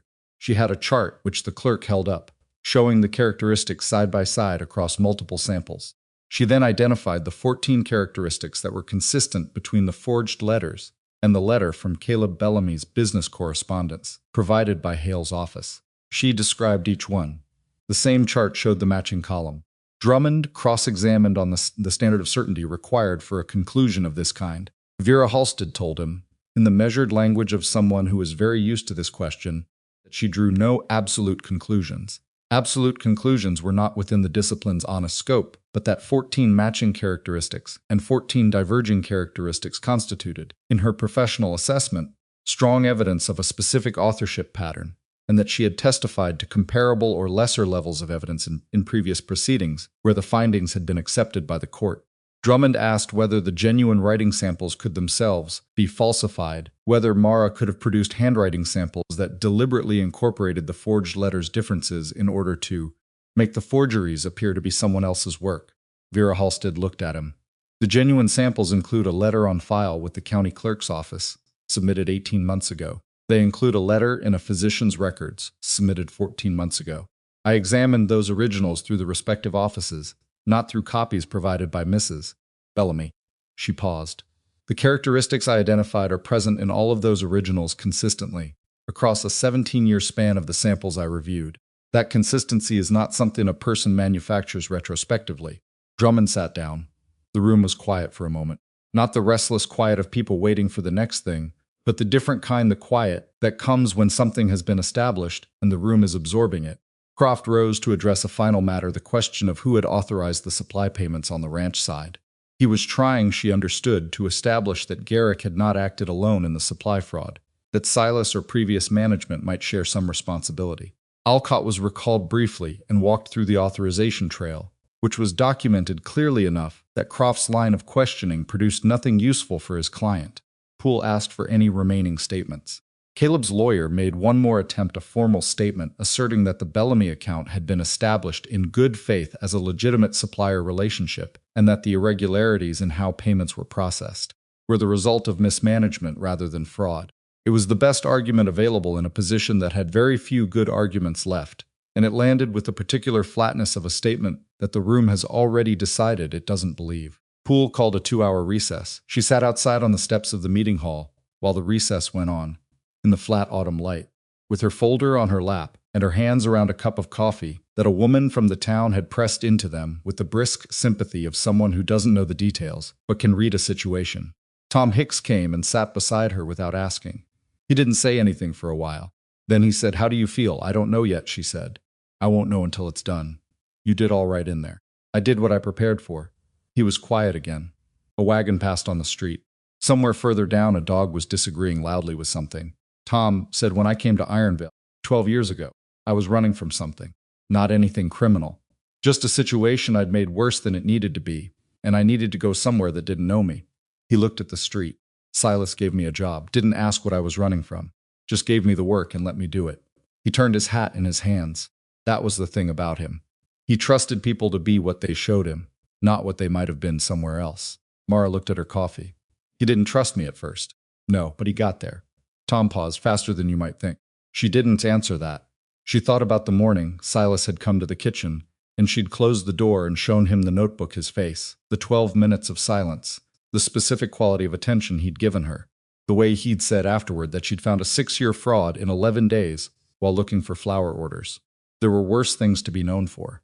Poole returned at 3 in the afternoon and read his findings in the same flat, unhurried voice he'd used all day, which gave the words the quality of official language rather than personal judgment, though the distinction barely mattered to the people in the room for whom this was entirely personal. He found the financial evidence of supply fraud to be conclusive. He found that the documented discrepancies, confirmed by 2 independent suppliers and a forensic accountant, established beyond reasonable question that fraudulent inflation of invoices had occurred at Ironvale Ranch across the period in question, and that the authorization patterns in the records placed Garrick Vane as the responsible party. He found the allegations against Mara Bellamy to be without evidentiary support. He noted specifically that the handwriting evidence presented by an independent expert, drawing on samples from institutional sources not under the control of the interested party, strongly indicated that the 5 letters were not produced by Mara Bellamy, and that the same analysis strongly indicated that they were produced by Caleb Bellamy. He referred the matter of the forgeries, together with the Bellamy and Sons cattle transaction scheme, for formal prosecution. He addressed Garrick Vane directly with the formal language of a county finding of fraud. He addressed Caleb Bellamy with a referral that carried the weight of something considerably more serious than a civil proceeding. Then he looked at Mara briefly, with the impartial gaze of a man who has delivered what the evidence required and considers his job complete. He gathered his papers and left the platform. The room moved around her in the specific way. Rooms move when something significant has concluded, chairs scraping, voices rising to fill the silence, people turning to the person beside them with the urgent need to say something about what they'd just witnessed. She sat still for a moment. She was not quite sure what she'd expected to feel. Relief, possibly, or something cleaner and more complete than what she actually felt, which was tired deeply, thoroughly tired in the way that comes, not from one hard day, but from weeks of sustained tension, finally releasing all at once, which was its own kind of exhaustion. Silas appeared beside her. He didn't sit. He stood and looked at her for a moment and said, "Come back to the ranch when you're ready. There's no rush." She looked up at him. "I thought you might not after all of it." "After all of it," he said, "you're the person I trust most with those records. That's not a comfortable fact, but it's a fact." She looked at her hands. She looked at the empty platform at the front of the room. She thought about the flour order for March, the doubled invoice, the vendor name in the margin. The candle burned to a third of its height. She said, "I'll be back tomorrow morning." He nodded once. He walked toward the door. Across the room, she saw Caleb standing with Drummond, and she saw on his face, for the first time, not the calculated confidence she'd known, but something underneath it, the look of a man who had spent a long time believing that the loose end was manageable, and had just found out it was not. He didn't look at her. She looked at him for a moment, and then she looked away, because she had no interest in the satisfaction of watching him reckon with it. She gathered her folder, she stood, she picked up her coffee cup, and brought it back to the woman who'd given it to her, and she said, "Thank you," and the woman said, "You're welcome," and that was that. Tom Hicks walked her to the wagon. He didn't say much. She didn't need him to. The drive back to Ironvale was quiet and long, and the Kansas sky above the flat land was the color of pewter going to dark. And she sat on the wagon bench with her folder in her lap, and her hands loose, and her mother's voice somewhere in the back of her mind saying, either the numbers add up, or they don't. They had added up. She had made them add up one careful evening at a time, with a candle and a pencil and the habit of a lifetime. It was enough. It was going to have to be enough, because that was all she'd had, and she had used every bit of it, and tomorrow she was going back to the kitchen, and she was going to make breakfast for 14 men, and then she was going to sit down with the books and begin properly this time, to learn what it was going to take to make Ironvale's finances whole. She was back in the kitchen at 6 the next morning. Not because anyone expected her. Silas had said there was no rush, and he'd meant it. Not because she had something to prove, though she was aware that some people in that ranch yard would spend the next several weeks deciding how to recalibrate their understanding of her, and showing up was simpler than explaining. She was back because the kitchen was where she thought most clearly, and she had a great deal to think about, and the oatmeal needed to be on by 6:30, or the hands would be late to the morning work. She tied her apron. She put the kettle on. She stood at the stove in the early gray light and listened to the ranch come alive around her, the distant sound of the barn, the particular creak of the bunkhouse door, the boots on the cold ground, and she thought about what came next with the same methodical patience she had brought to everything else. Garrick was gone. He had left the property the evening of the hearing, quietly and without confrontation, which she suspected Silas had arranged not as a kindness to Garrick, but as a practical measure to avoid the kind of scene that would have complicated the ranch's operation further. The formal accountability would follow through county channels, which it did, over the next several weeks, in the grinding procedural way of such things. But his daily presence at Ironvale was finished, and the space he had occupied, the foreman's authority, the supply logistics, the operational management he had run so competently while simultaneously using it to extract money that wasn't his, was simply empty now. And the ranch felt it, the way a body feels the removal of something that has been both functional and damaging. Caleb was in the hands of the county prosecutor's office. Drummond had made the expected arguments, lack of direct evidence connecting his client personally to the forgeries, alternative explanations for the matching handwriting characteristics, the possibility of misidentification by even an experienced examiner. The prosecutor had Vera Halstead's written report, Alcott's financial documentation, and the Pawnee County land records that Alcott had traced to an account connected to Caleb's business operations. It would take time. These things always took time. But it was no longer Mara's problem to solve, and she had made her peace with that, the imperfect, incremental justice of formal processes, which moved slowly and incompletely, and was still, on balance, better than the alternative. She made the oatmeal. She made the biscuits. She put the coffee on. Ellis Crane Jr. came in at 6:40 with the morning wood and set it by the stove without being asked, which he had started doing sometime in the past 2 weeks, taking on the task as though it had always been his. He looked at her with the slightly awkward relief of someone who is glad things have turned out a particular way and doesn't quite know how to say so. She said, "Thank you, Ellis." He nodded. He almost said something else. Then he went back out. She watched him go and thought about what it cost a young person to be decent in an environment where decency was not the easiest path. And she thought that whatever Ellis Crane became over the next 20 years of his life, he had a better foundation than he probably knew. Silas came to the kitchen 3 days after the hearing. Not at an arranged time, he simply appeared at the door in the mid-morning, after the breakfast work was done, and before the midday preparations had begun, when she was sitting at the work table with a cup of coffee and the ranch's current supply ledger open in front of her. He looked at the ledger. He looked at her. He said, "You're already in the books. There are problems I can see from here without even starting," she said. "The grain contract is overpriced by approximately 15% compared to current regional rates. The beef supplier in Hutchinson hasn't been renegotiated in 4 years. And there's no systematic process for comparing what's ordered to what's received. It's all been on the foreman's word. Silas pulled out a chair and sat down across from her. He looked at the ledger from his side of the table. He said, "What would you do about it?" "Start with the grain contract," she said. "It's the largest recurring cost and the most straightforward to renegotiate. I can show the supplier the regional rate comparisons and give him the choice between adjusting or losing the account. The beef contract is more complicated because the relationship is older. I'd renegotiate that one carefully." She paused. "The verification system is the most important long-term fix. Every delivery needs to be confirmed against the order by someone other than the person who placed the order. It's a simple separation of duties. It doesn't require hiring anyone new. It just requires reorganizing who does what." Silas was quiet for a moment. "You've thought about this?" "I've been thinking about it for 3 weeks," she said. "While I was documenting the fraud, I was also seeing what the ranch's finances should look like, what they could look like with clean processes." He looked at her with the expression she'd come to recognize, not quite calculating, not quite warm, something in the space between them that was its own thing. The expression of a man who has spent his life being competent and self-sufficient, and who is discovering later than he expected that competence and self-sufficiency are not the same as having everything under control. He said, "I want to offer you a different position." She set down her coffee. "What position?" "Ranch operations manager. Financial oversight. Purchasing, auditing, supplier relationships." He paused. "The cook's wage doesn't cover what I'm asking you to do." She looked at the ledger. She thought about the flour order for March. She thought about $41 and a battered suitcase and her mother's knives in their burlap roll. She thought about the way Garrick had grabbed her arm on the first day, with the certainty of a man who had already decided she was nothing worth accounting for. She said, "I'll need full access to all financial records. Not consultation access. Direct access. Yes.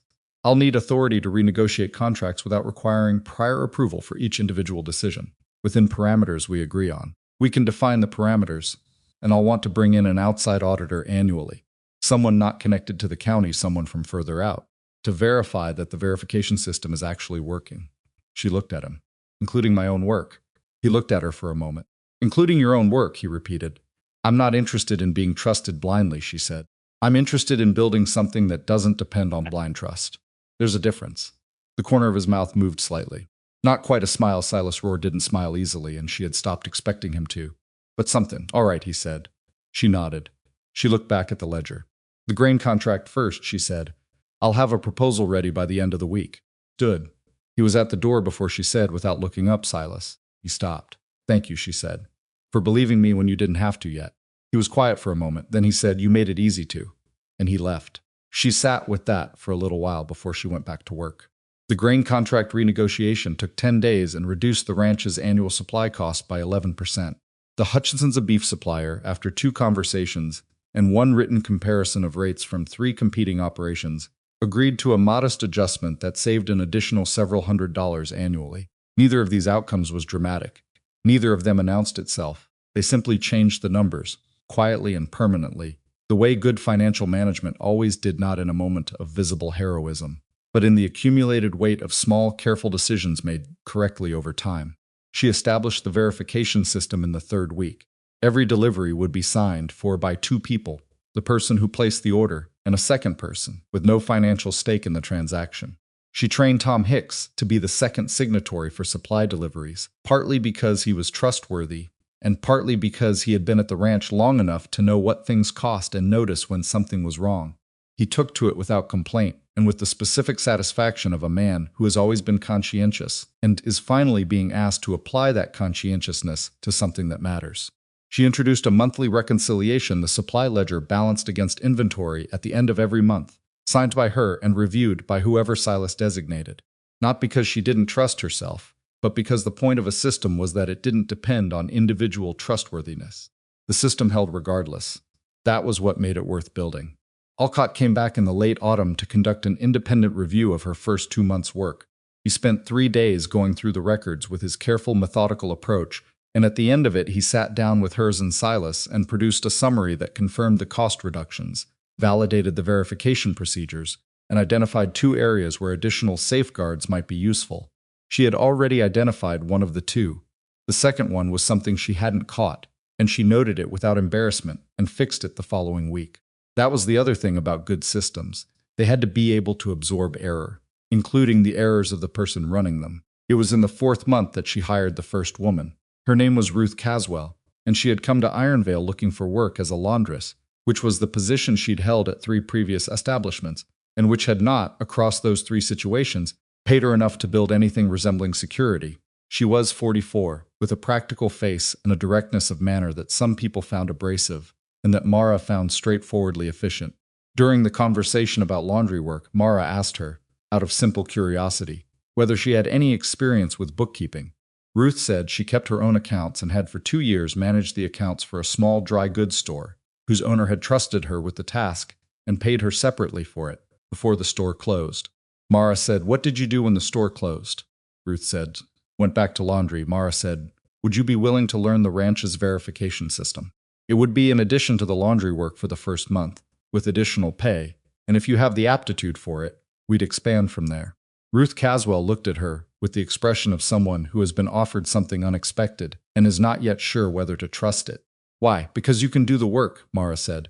"And because the ranch needs someone who can do it, and I'd rather build someone's capability than import it from somewhere else." She paused. "And because I've spent most of my adult life doing work that was worth more than what I was paid for it, and I'm trying not to do that to other people if I can help it." Ruth looked at her for a moment longer, then she said, "All right." She was a fast learner. By the end of the 2nd month, she was handling the monthly reconciliation independently, with Mara reviewing afterward. By the end of the 4th month, she was training a young woman named Della, 18, recently arrived in the county from a failed family farm in Oklahoma, who had never done bookkeeping in her life, but who had a particular quality of attention that Mara recognized immediately, because she had the same quality herself. This was the part that nobody had predicted, including Mara herself. She had not arrived at Ironvale with any intention of changing how the ranch operated beyond fixing what was broken. She had not had a plan for building something. She had been too busy surviving to plan for anything beyond the next month.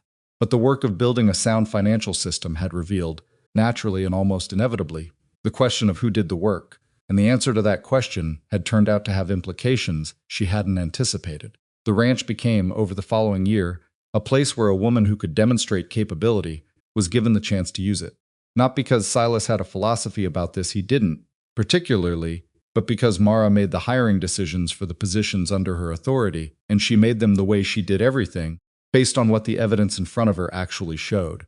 Tom Hicks retired in the late spring of the following year. He came to tell her before he told Silas, which she understood was its own kind of statement. He sat at the kitchen table. She still thought of it as the kitchen table, even though she no longer cooked there regularly, because Ruth had taken over the cooking with a competence that exceeded Mara's own, and Mara had relinquished the stove without sentimentality.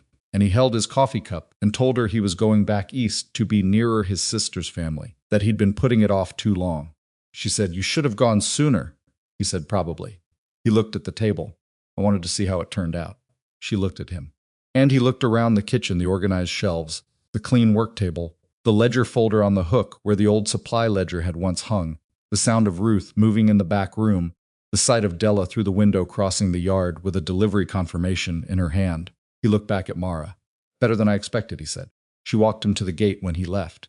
They didn't say anything particular. He put his hand out and she shook it, and then he climbed up onto the wagon with his bag. And she stood at the gate and watched the wagon move down the road until it was small and then not visible. And she thought about the evening he'd stood at the kitchen door and told her that Garrick should have paid more attention. He had been right about that. The first full-year audit, conducted 12 months after Mara had taken the operations manager position, showed that the ranch's net returns had increased by 23% compared to the prior year's verified figures. Alcott presented the number in the flat, authoritative voice he used for all numbers, and it landed in the room with the quiet weight of something that had been built, not found.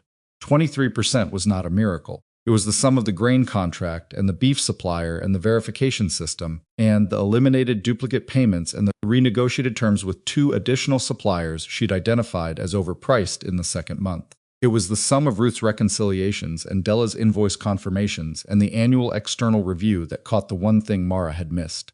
It was the sum of small things done carefully over time without drama. Silas looked at the audit summary for a long moment. Then he looked at her. He said, "Well," she said, "we can do better next year." He almost laughed. She had noticed, over the past 12 months, that she occasionally made him almost laugh, which was an achievement she had not been aiming for, but which she had come to value more than she would have predicted. She had not been aiming for any of it. That was the thing she came back to. In the quiet moments in the evenings when the work was done, and she sat at the work table that had once been a kitchen table and now held ledgers and correspondence and the neat folders of a functioning financial system. She had come to Ironvale looking for a way to survive. She had come looking for a cook's wage and enough stability to breathe. She had not come looking for the flour order for March, and she had not come looking for a fraud scheme, and she had not come looking for the position she now held, or the women she'd hired, or the 23%, or any of it. She had come with $41 and her mother's knives, and the quiet, lifelong habit of paying attention to numbers that didn't add up. Everything else had followed from that. Not smoothly, nothing in her life had ever moved smoothly, and she had stopped expecting it to, which was itself a kind of freedom. It had followed with difficulty and fear, and the specific loneliness of being in a situation where the right path was clear, but the ground underfoot was unreliable. It had followed with Garrick's hand on her arm, and Denny watching the kitchen door, and Caleb laying forged letters on a table with the confidence of a man who had never once been asked to reckon with what he was. It had followed with nights at a work table, with a candle burning down, writing things in a notebook that no one had asked for, and that might not matter to anyone except her. But it had followed, she thought, sometimes, about what it meant that the thing she'd built here had started with someone else's crime. Not with her own plan, not with ambition or strategy, with a discrepancy in a flour order that she had noticed because she couldn't not notice it, because her brain didn't have an off switch for numbers that were wrong, and because no one had bothered to watch what the cook was doing with her evenings. There was something in that something she turned over in her mind, the way you turn over a stone, that has an interesting texture, not to resolve it, but to understand it better. She had not been given the opportunity to demonstrate what she could do. She had found the opportunity inside someone else's failure to hide what they had done. The fraud had been the door, and she had walked through it, not because she was brave particularly, but because she had nothing left to lose, and a notebook, and the habit of paying attention. People like to talk about capability as though it existed in a vacuum, as though the capable person moved through the world, and the world recognized them and gave them the things they were suited for. That was not how it worked in her experience. Capability was invisible until it was needed, and it was often only needed when something had already gone wrong. The question was whether you were paying attention when the moment arrived, and whether you had kept your tools sharp even when no one was watching. She had kept hers sharp.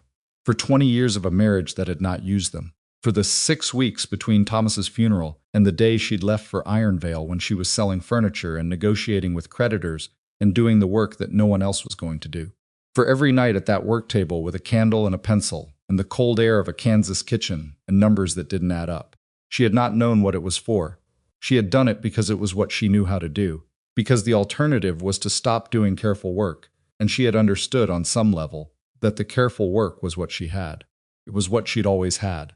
It had just taken until now for the situation to require it loudly enough that other people could hear.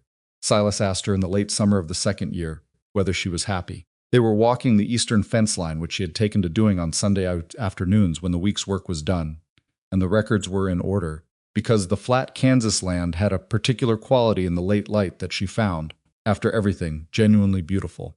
She had not expected to find Kansas beautiful. She had expected it to be a place she survived, and it had become something else without her entirely noticing the transition. She thought about the question. She said, "I don't know if happy is the right word." He said, "What's the right word?" She considered purposeful. She said finally, "I know what I'm doing and why I'm doing it, and I believe it matters. I'm not sure I've had that before." She paused. At least not with anyone watching. He was quiet for a moment. The wind moved the dry grass along the fence line. Somewhere further out, a hawk was working a thermal in a slow circle. He said, "I watched." She looked at him. He was looking at the fence line, not at her, with the characteristic profile of a man who has said something he means and is not going to elaborate on. She looked back at the fence line too. "I know," she said. They walked the rest of the way without speaking, which was comfortable in the specific way that silence is comfortable between people who have spent enough time together to not need to fill it. That was not a small thing. She knew that now in a way she hadn't known it at 34, arriving in a wagon yard with a battered suitcase and $41, and the specific desperation of a woman who has run out of options. At 34 she had needed to survive. At 36 she was building something. And the building had a human weight to it that the surviving never had the weight of Ruth and Della and Ellis Crane, who still brought the morning wood, and had recently asked her whether she thought he was suited for learning the supply verification process, which she thought he was. The weight of Tom Hicks going east to his sister's family. The weight of Vera Halstead's magnifying glass and 14 handwriting characteristics, and the particular flat precision of a woman who had spent 21 years telling rooms full of doubting people what the evidence actually showed. The weight of Alcott saying quietly that what she'd put together in 11 days with a candle and a notebook was as clean as anything he'd seen from professionals. She carried all of it. Not as a burden, that wasn't the right word for it either. More like ballast. The kind of weight that steadies a vessel in rough water, that keeps it from being pushed off course by the first strong wind.